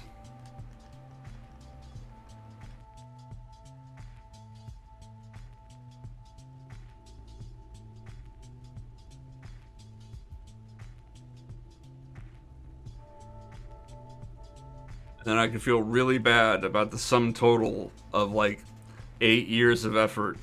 It wouldn't be 8, but years upon years of effort. It would be more than 10 years calendar-wise, although, like I said, fits and starts. The sum total of that would be $50. And then I'd feel really bad.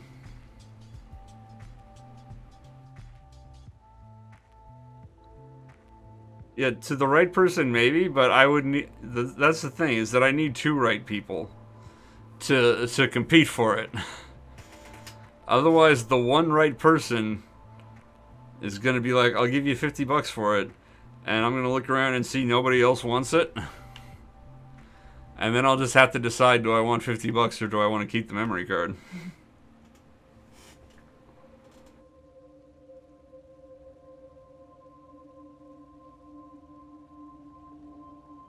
And the problem is I couldn't even really advertise it very well because most auction things like that get advertised when they're for charity.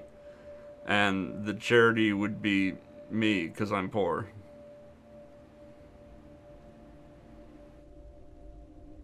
I want $51.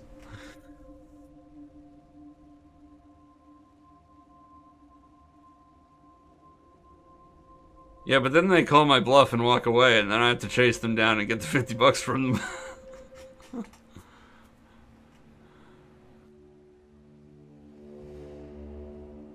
Then not only did I only get 50 bucks, but I also humiliated myself.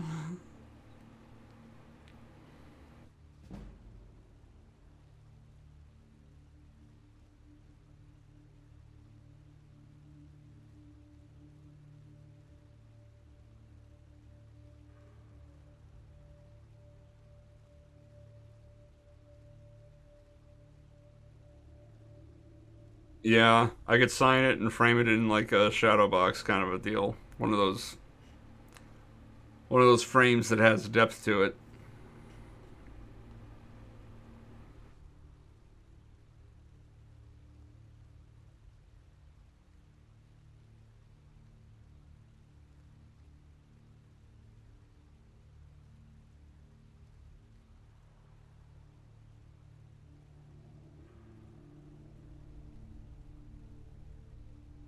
But at the same time, sorry, I'm gonna sneeze.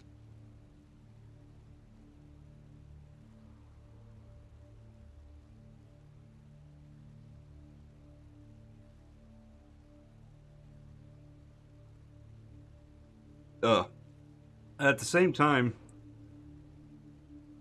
if I was, I can't claim, or I can't honestly claim that I'm just doing this for myself. Because if I were just doing it for myself, I wouldn't need to stream it. I would just do it and then say, look, I did it. And then whoever cares will care. And whoever doesn't care won't. But the fact that I'm live streaming it, the fact that I'm very occasionally shilling for a Patreon that I have, please support me, and, collecting Twitch subs and putting VODs on YouTube is because I want to believe that other people care about it too. I don't want to be alone in this.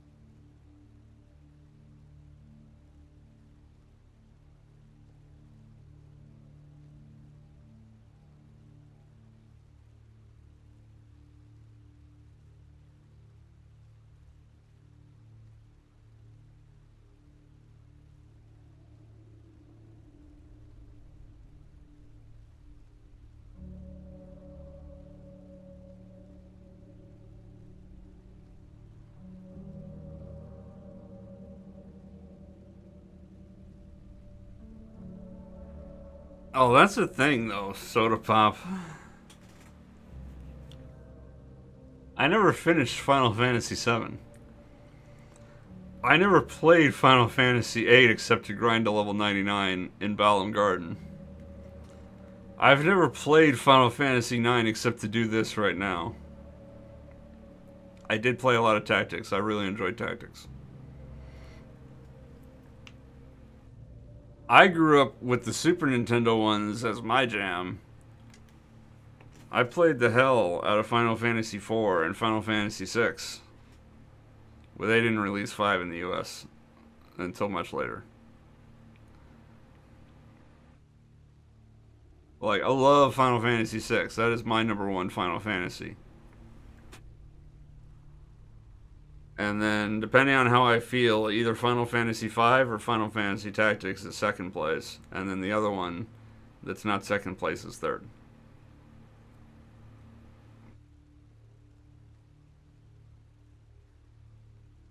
And Final Fantasy X, after not playing 8 or 9 and kind of bouncing off of 7, I really wanted to give it a good honest shot. Because, I had a PS2.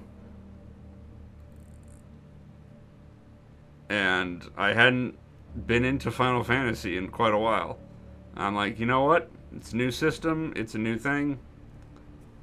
Final Fantasy X. Let's get it. Let's do it. And I really tried. But I could not get into it. Like, I probably didn't even get that far into it, if I'm honest. Because, like, I got to the first Ject fight. Or no, not Ject fight. Sin fight. The bad guy. Who is Ject and also Sin and also, like... I don't know how it was weird. It didn't make any sense to me at the time. But I got through that. I got Tidus's lucky Blitzball or whatever the hell. And then Blitzball opened up. And I'm like, you know what? This has been really underwhelming. But maybe I'll like Blitzball. Because, you know, a lot of people really like Triple Triad for Final Fantasy VIII. So, you know, their mini games, maybe I'll really like Blitzball. And, you know, it's supposed to have a lot of content. You're supposed to unlock somebody's ultimate by winning at Blitzball tournament. Let's give Blitzball a shot. And oh man, I did not like Blitzball.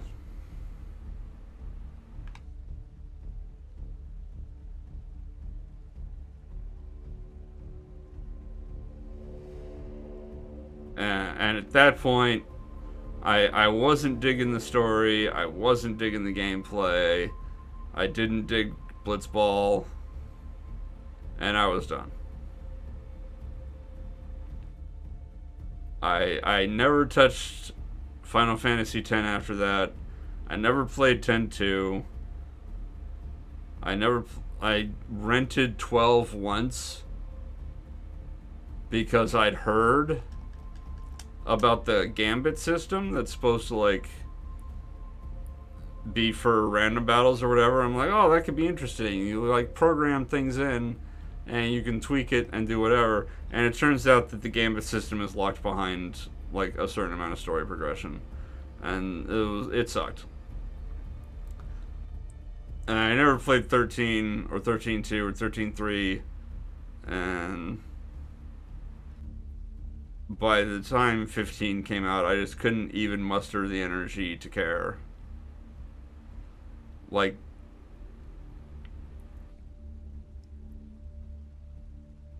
it just came out one day. I had no anticipation of it coming out. I wasn't hearing things about it before it came out. It was just, oh, Final Fantasy 15 came out today. I'm like, wow. Who cares? As far as 14 goes, I very recently tried 14 because of the free trial. And I was playing that relatively regularly.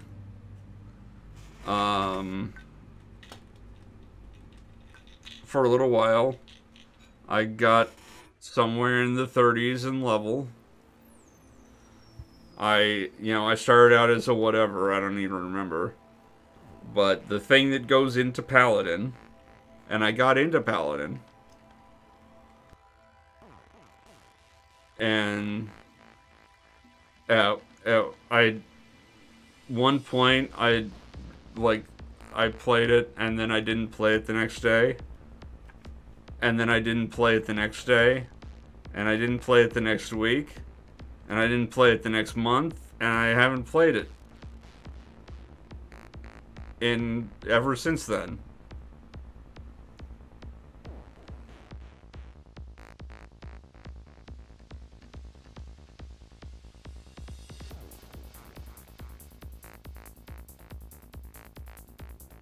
There's just I don't feel any compulsion to go back into it.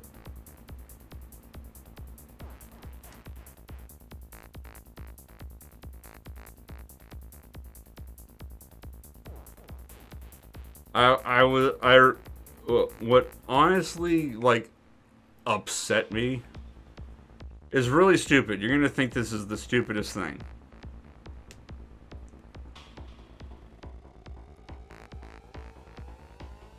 I'd gone, you know, I'd done quests and whatever, gone around the map, unlocked different places and waypoints or whatever.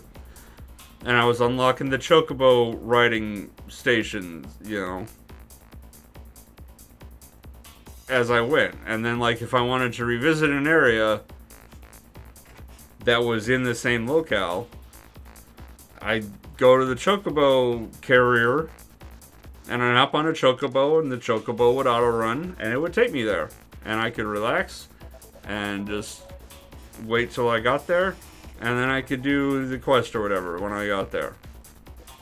And it was fine. It cost a trivial amount of money, and it got me from A to B when I didn't want to have any wilderness encounters, when I was just going from A to B. And then I unlocked the chocobo mount.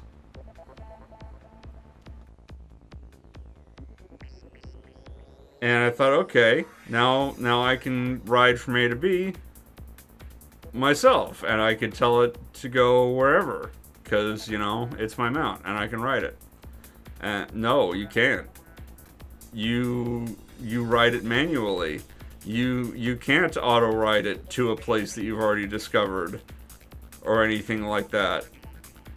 It's literally just walking slightly faster. And then it also can kind of sort of do stuff if you use a consumable so that it participates. Which means you have to have a stack of consumables on your heart bar so that you can keep it there and active for when you're doing stuff. And it's like, no, I just wanted to go from A to B. So it's like I can either continue to pay money to ride the auto chocobo, or I can have my mount that I can, you know, customize or whatever, but that doesn't auto run anywhere. And it's like, why can't I tell my chocobo to take me somewhere?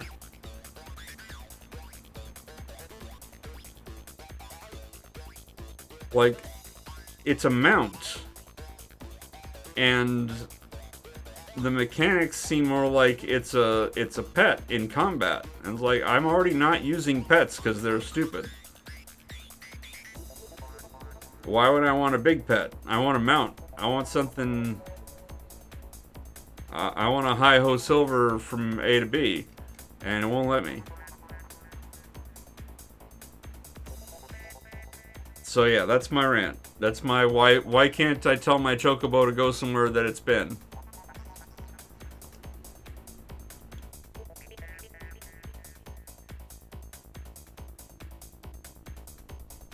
Like, it's not game breaking to let me do that and not pay 10 gil to the chocobo auto ride carrier thing.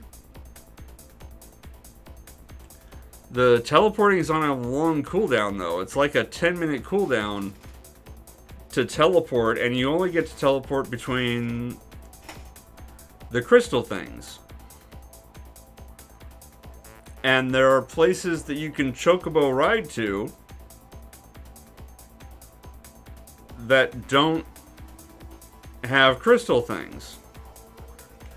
They're like little satellite area, you know, settlement whatevers that maybe only have a couple things there, but if one of the things is a quest NPC, then you can go there and get your quest or turn in your quest or whatever.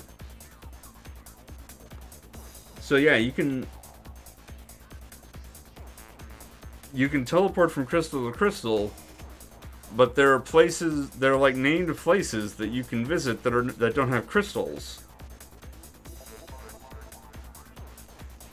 And it's like, is it really unbalanced if you just give me a button to tell my chocobo to ride to a place it's already been in this area?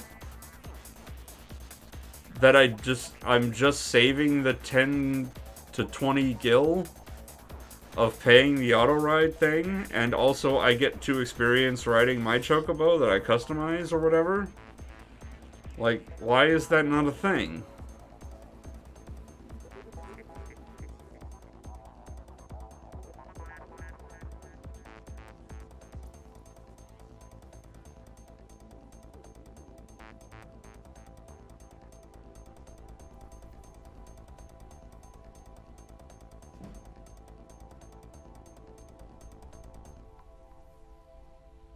Also, I just realized that that was Sneak 73, and we missed the nice number, like, forever ago. And I was talking during it, and I never saw it.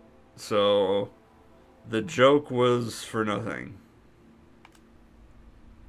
You're gonna have to hear the joke 22 more times, and then I'm not gonna notice when we actually get to 69. Probably 20 of those times.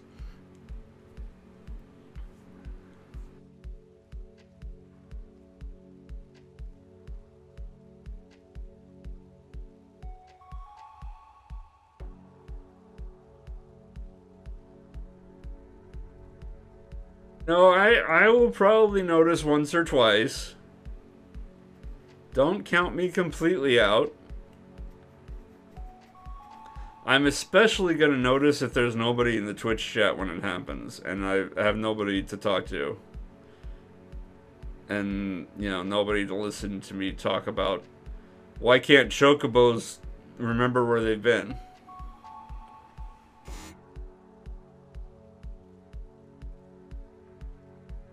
At that point where I'm just staring at the screen and listening to music, I will notice when I hit 69.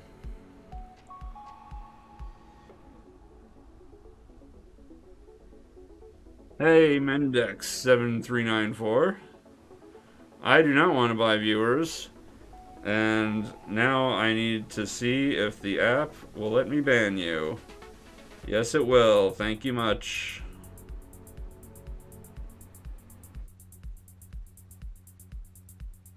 I don't get many bots on this channel.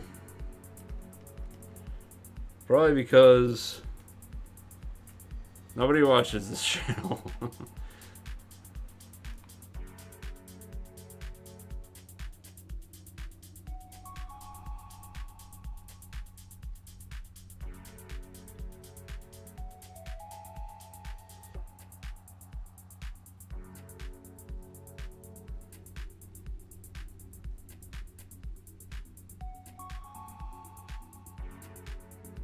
Yeah, but like, they very rarely, like,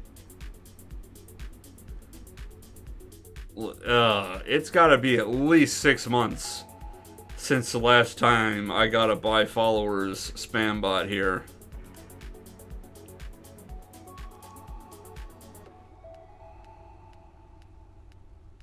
Also, hey Malik, how long you been hanging out here not saying anything? Listening to me go on about chocobos.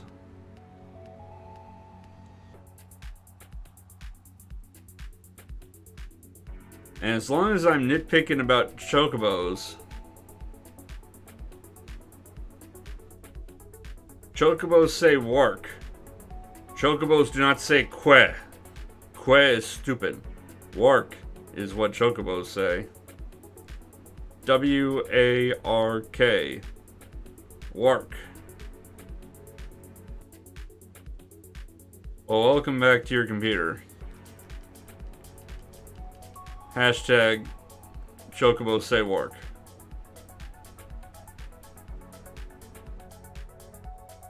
Let's get it trending. Let's get the Final Fantasy 4 or not 4, 14. Yeah, let's get the Final Fantasy 4 developers to update the MMO. That'll go real well.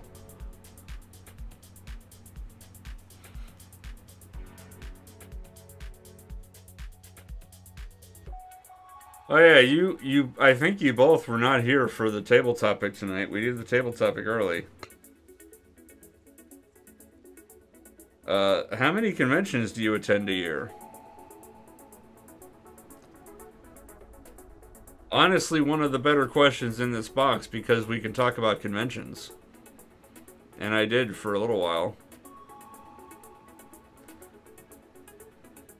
It was like the Spanish Inquisition bit in Monty Python, where I kept remembering one other thing that I've been to.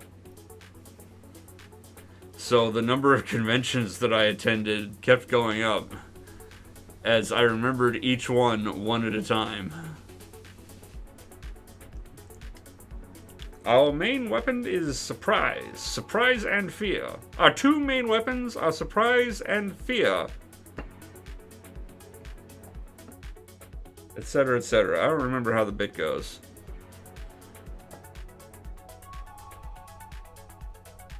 How do you... Okay, how many conventions have you been to, period? How about that?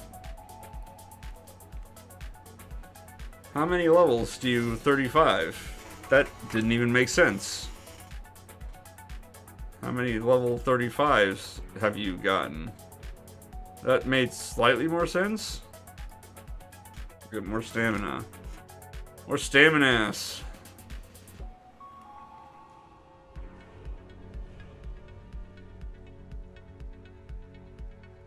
Well, I'm sure they have Final Fantasy XIV conventions.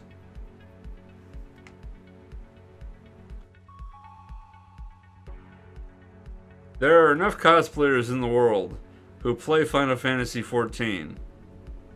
There's got to be some kind of convention for Final Fantasy XIV for them to attend in cosplay.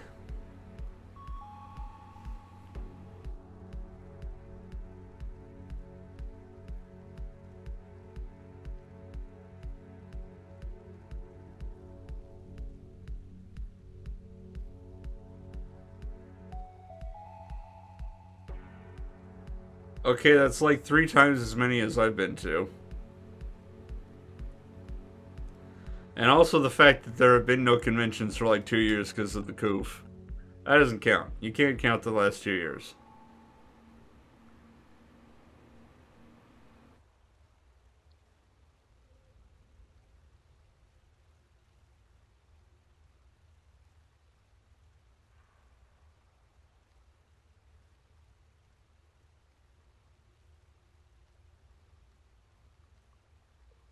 Well, there shouldn't have been.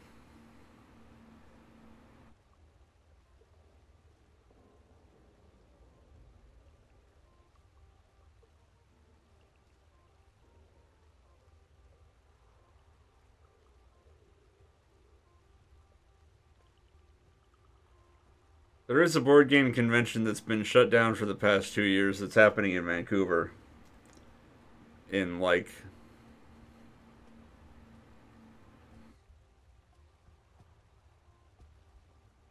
I forget if it's August or October. One of those 2 months. And I went to conventions in Southern California back when I lived there. And I had fun. And I would like to go to this Vancouver convention, but my God. Everything is expensive, and also I don't have a passport. So I'm probably just not going to go. And someday regret not going, because that's how that works.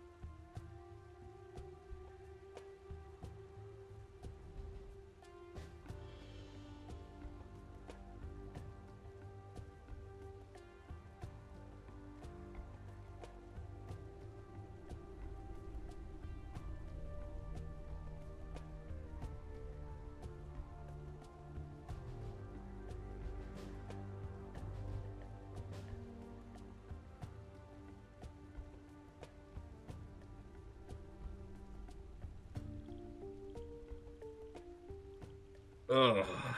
What time? Oh my God. approaching midnight. I don't care for it.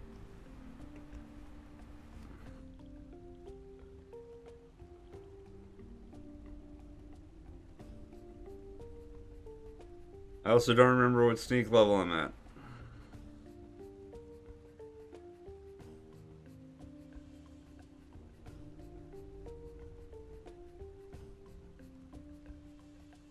I also feel like I'm just yelling at this point. I'm not actually saying or conversing.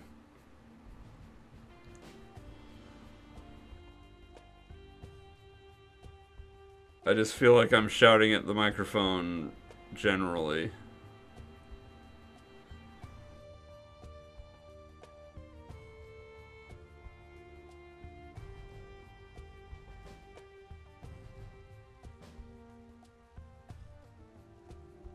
Yelling words can be fun.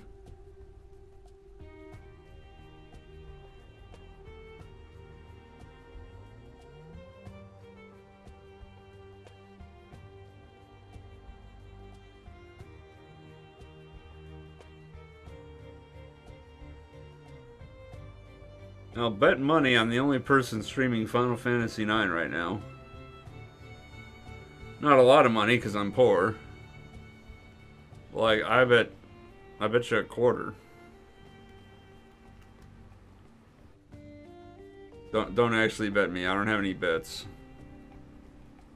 Hey, Sneak 75. That's where we're at.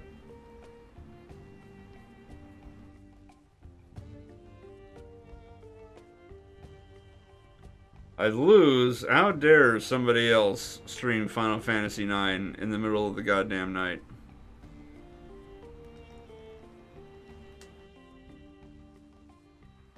Four others are.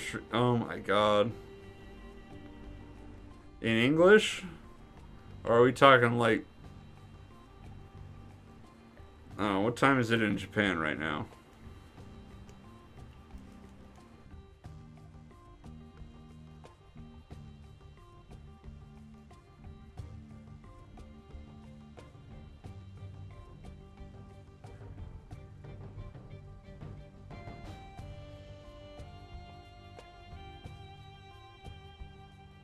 Oh my, it's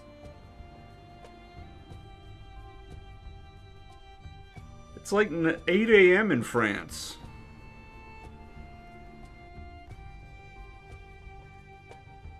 Somebody roll out of bed and start playing Final Fantasy IX on stream? Alright, here's a question. How many people are streaming Skyrim? Probably more than 4.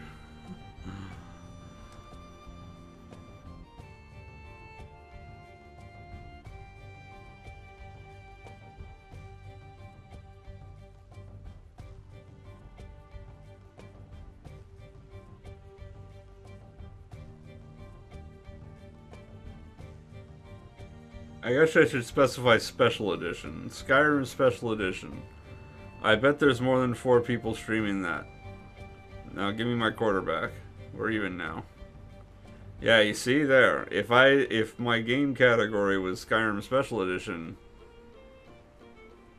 I would be in an even smaller fish in an even bigger pond. So there.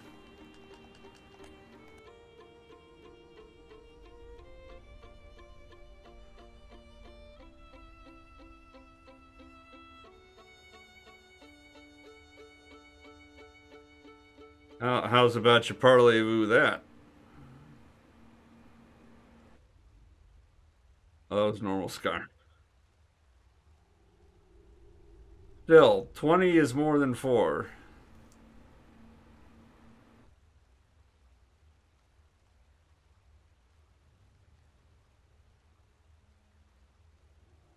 If somebody searches for Final Fantasy IX, there's like a 1 in 6 chance they end up here. But if they search for Skyrim and I've got Skyrim as my category, then there's a 1 in 100 chance they end up here.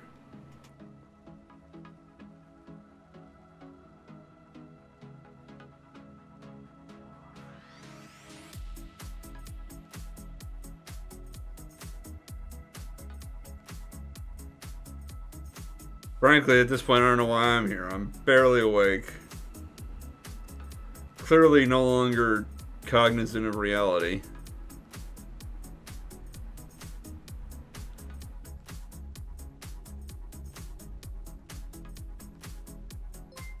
Oh my goodness.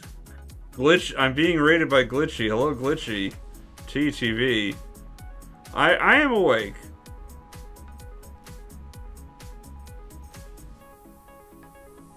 Ah, you're doing the meme thing. I get it. I've seen that meme. I'm not completely out of touch with the kids and the youth and the memes and the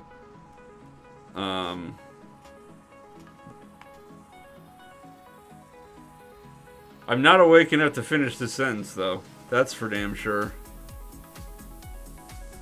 But hey, we are level grinding here and we got some nice music. So how's about you hang out a little bit, listen to some nice licensed music that I paid for that's going to get copyright claimed anyway,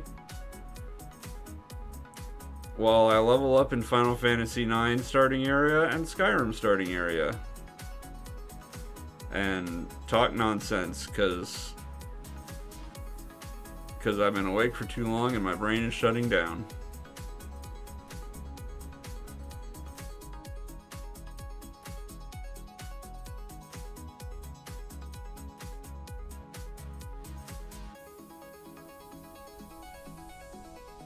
No, I don't. That's the problem, is that as my brain shuts down, I go into stream of consciousness, which is why I've been rambling for the past, I don't know how long. And while I don't need a stream of consciousness, why did you think I was playing Final Fantasy XIV? I put 9 in.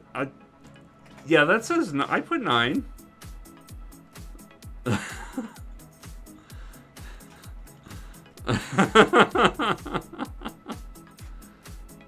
Hey, look, we got to Sneak 76. That's also not Final Fantasy XIV. That was Skyrim. Skyrim's on the left. In case you can't tell. This upper left is Skyrim. Lower right is Final Fantasy IX. I know, Skyrim is not that different. Well, it's more brown.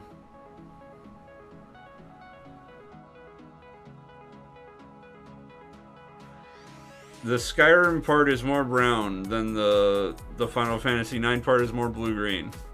There's more turquoise.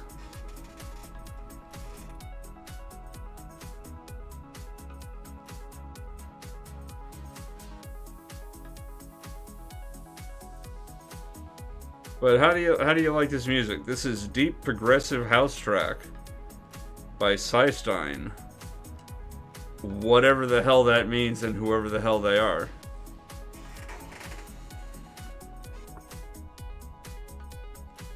They will not comply. We're all a little special at this time of night. It's fine. Don't judge. This is a judgment-free zone.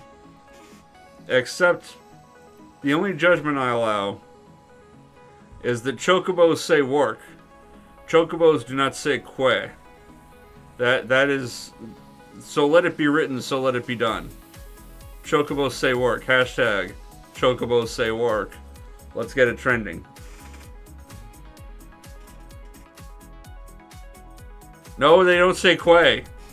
Soda Pop, I'm gonna not bother to do anything other than talk at you, but you'll hear about it unless you turn this off, which you probably will.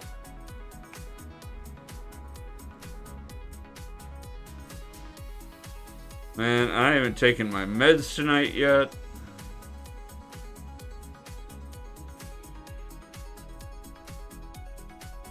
What am I even doing?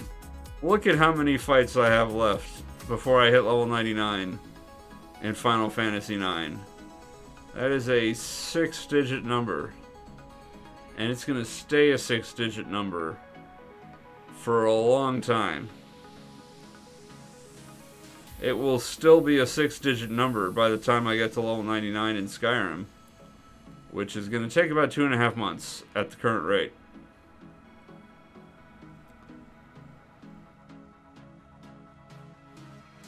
I'm be quiet so we can listen to music.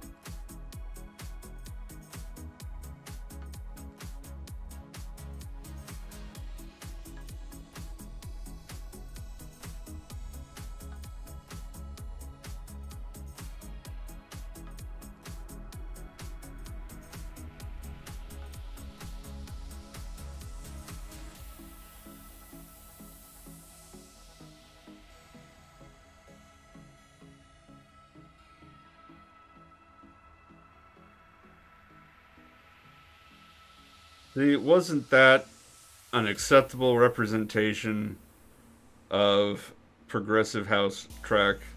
No, progressive house music. I don't know. I don't know from different electronic music. But this is an electronic themed playlist. And soon, hopefully, I shall make a classical themed playlist and also other themes. To be determined later. Perhaps you might even suggest one.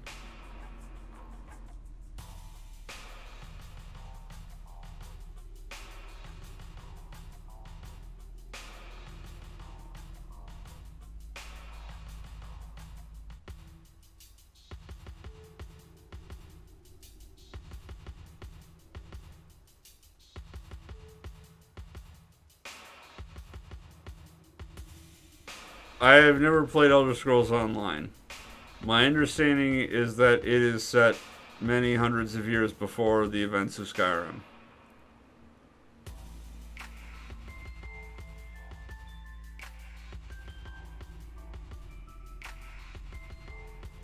My further understanding is that Starfield is coming out this year, except it's not. I know this because I have basic pattern recognition ability, so I can recognize that Starfield will be delayed into next year, at the very least. Probably not much into next year, but I'm guessing February or March, first quarter 2023.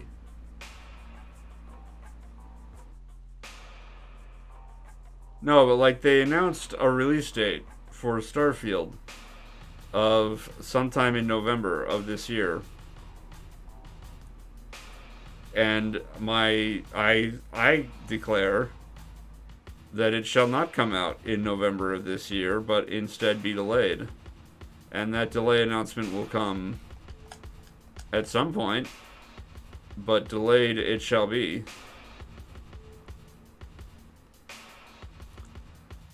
And thus, we will not actually play Starfield until 2023, is my prediction. So let it be written, so let it be done.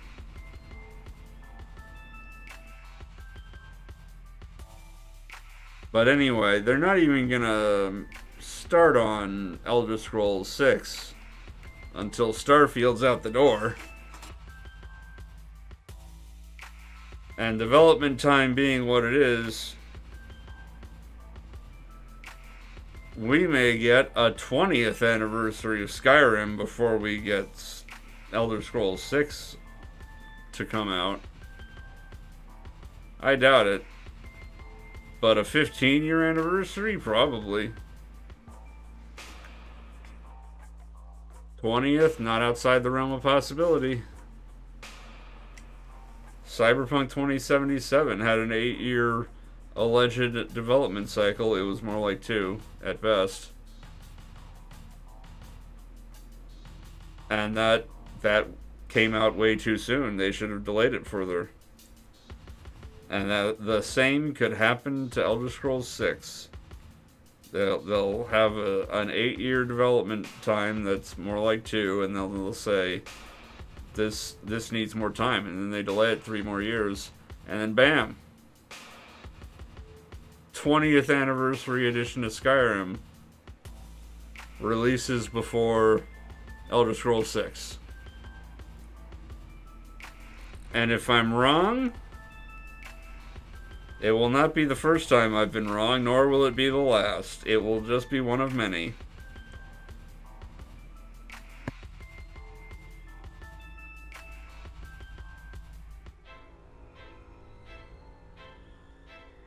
That's another thing.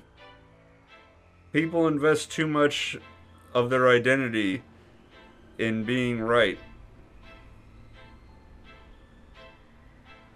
It's not a moral failing to be wrong about something. It's a moral failing to deny that you're wrong about something.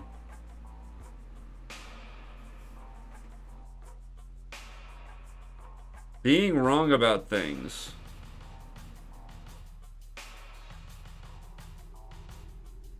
are teachable moments. We should learn from the times that we're wrong, and we should learn from the times that we fail. They are inevitabilities to be embraced, not weaknesses to be shunned and avoided.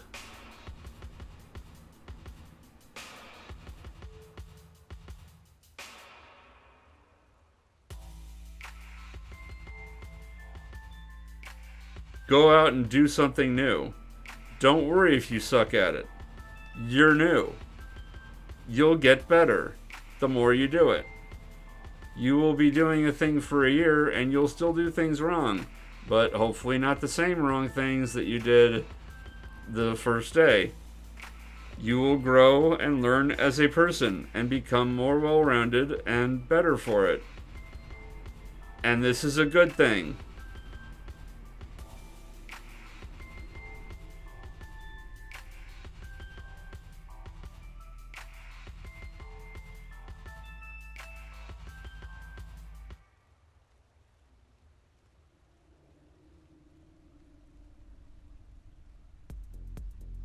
Yes, like playing StarCraft 2. Oh my god. Okay, so I'm about to talk about StarCraft 2 now. I don't know details. I am repeating what was said by English language broadcasters about South Korean players. But apparently, this South Korean player who goes by the handle Creator has played professional StarCraft 2 for 11 years. And in the course of 11 years, he hasn't done very well. He's done better than most. I mean, he's a competitive player, and he gets into the tournaments, he qualifies for the tournaments, and then he loses badly. And, like, only occasionally sometimes makes it into the top 16 in these tournaments. And has been like this for 11 years.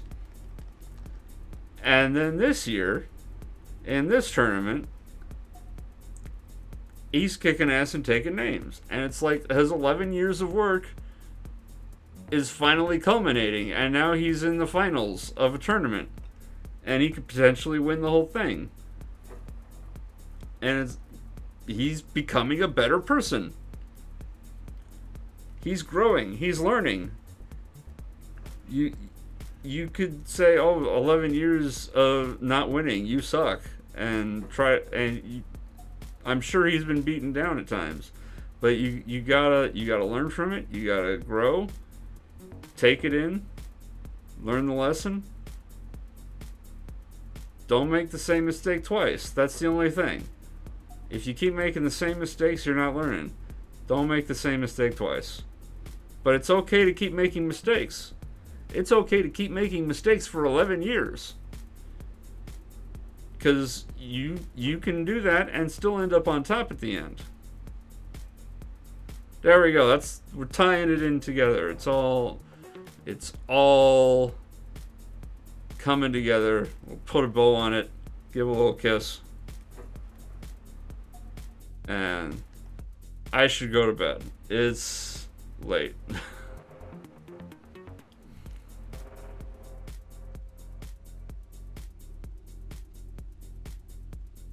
Yeah, it's like poetry. They rhyme.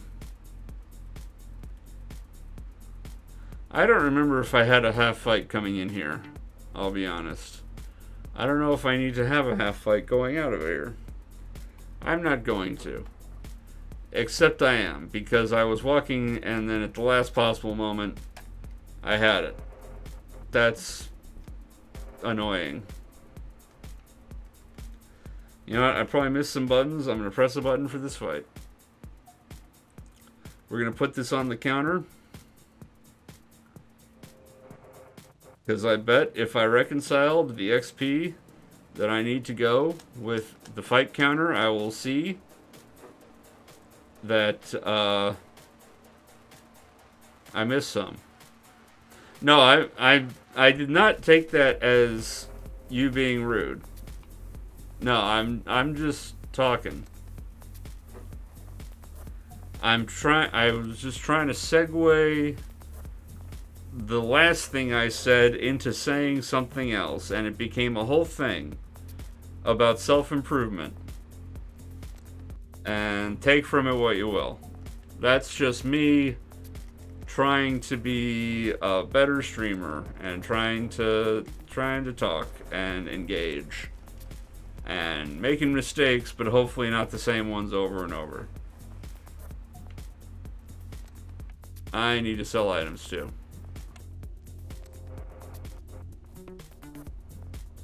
I am out of it.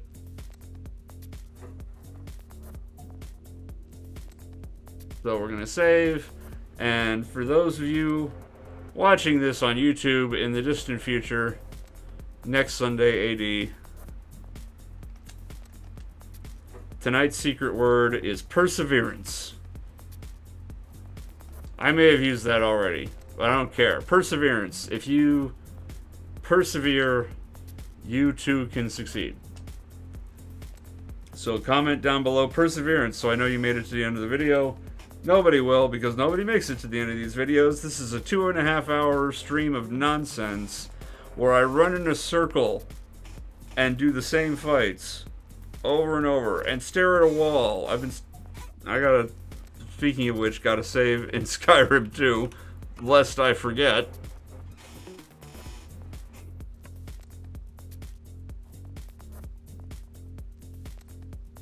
So there we go. Do all the things that I just said. Unless you don't want to, who am I? I'm an idiot on the internet. Don't listen to people. Make up your own mind about things. Exercise some critical thinking. And so y'all have a good night, and until next time, take care.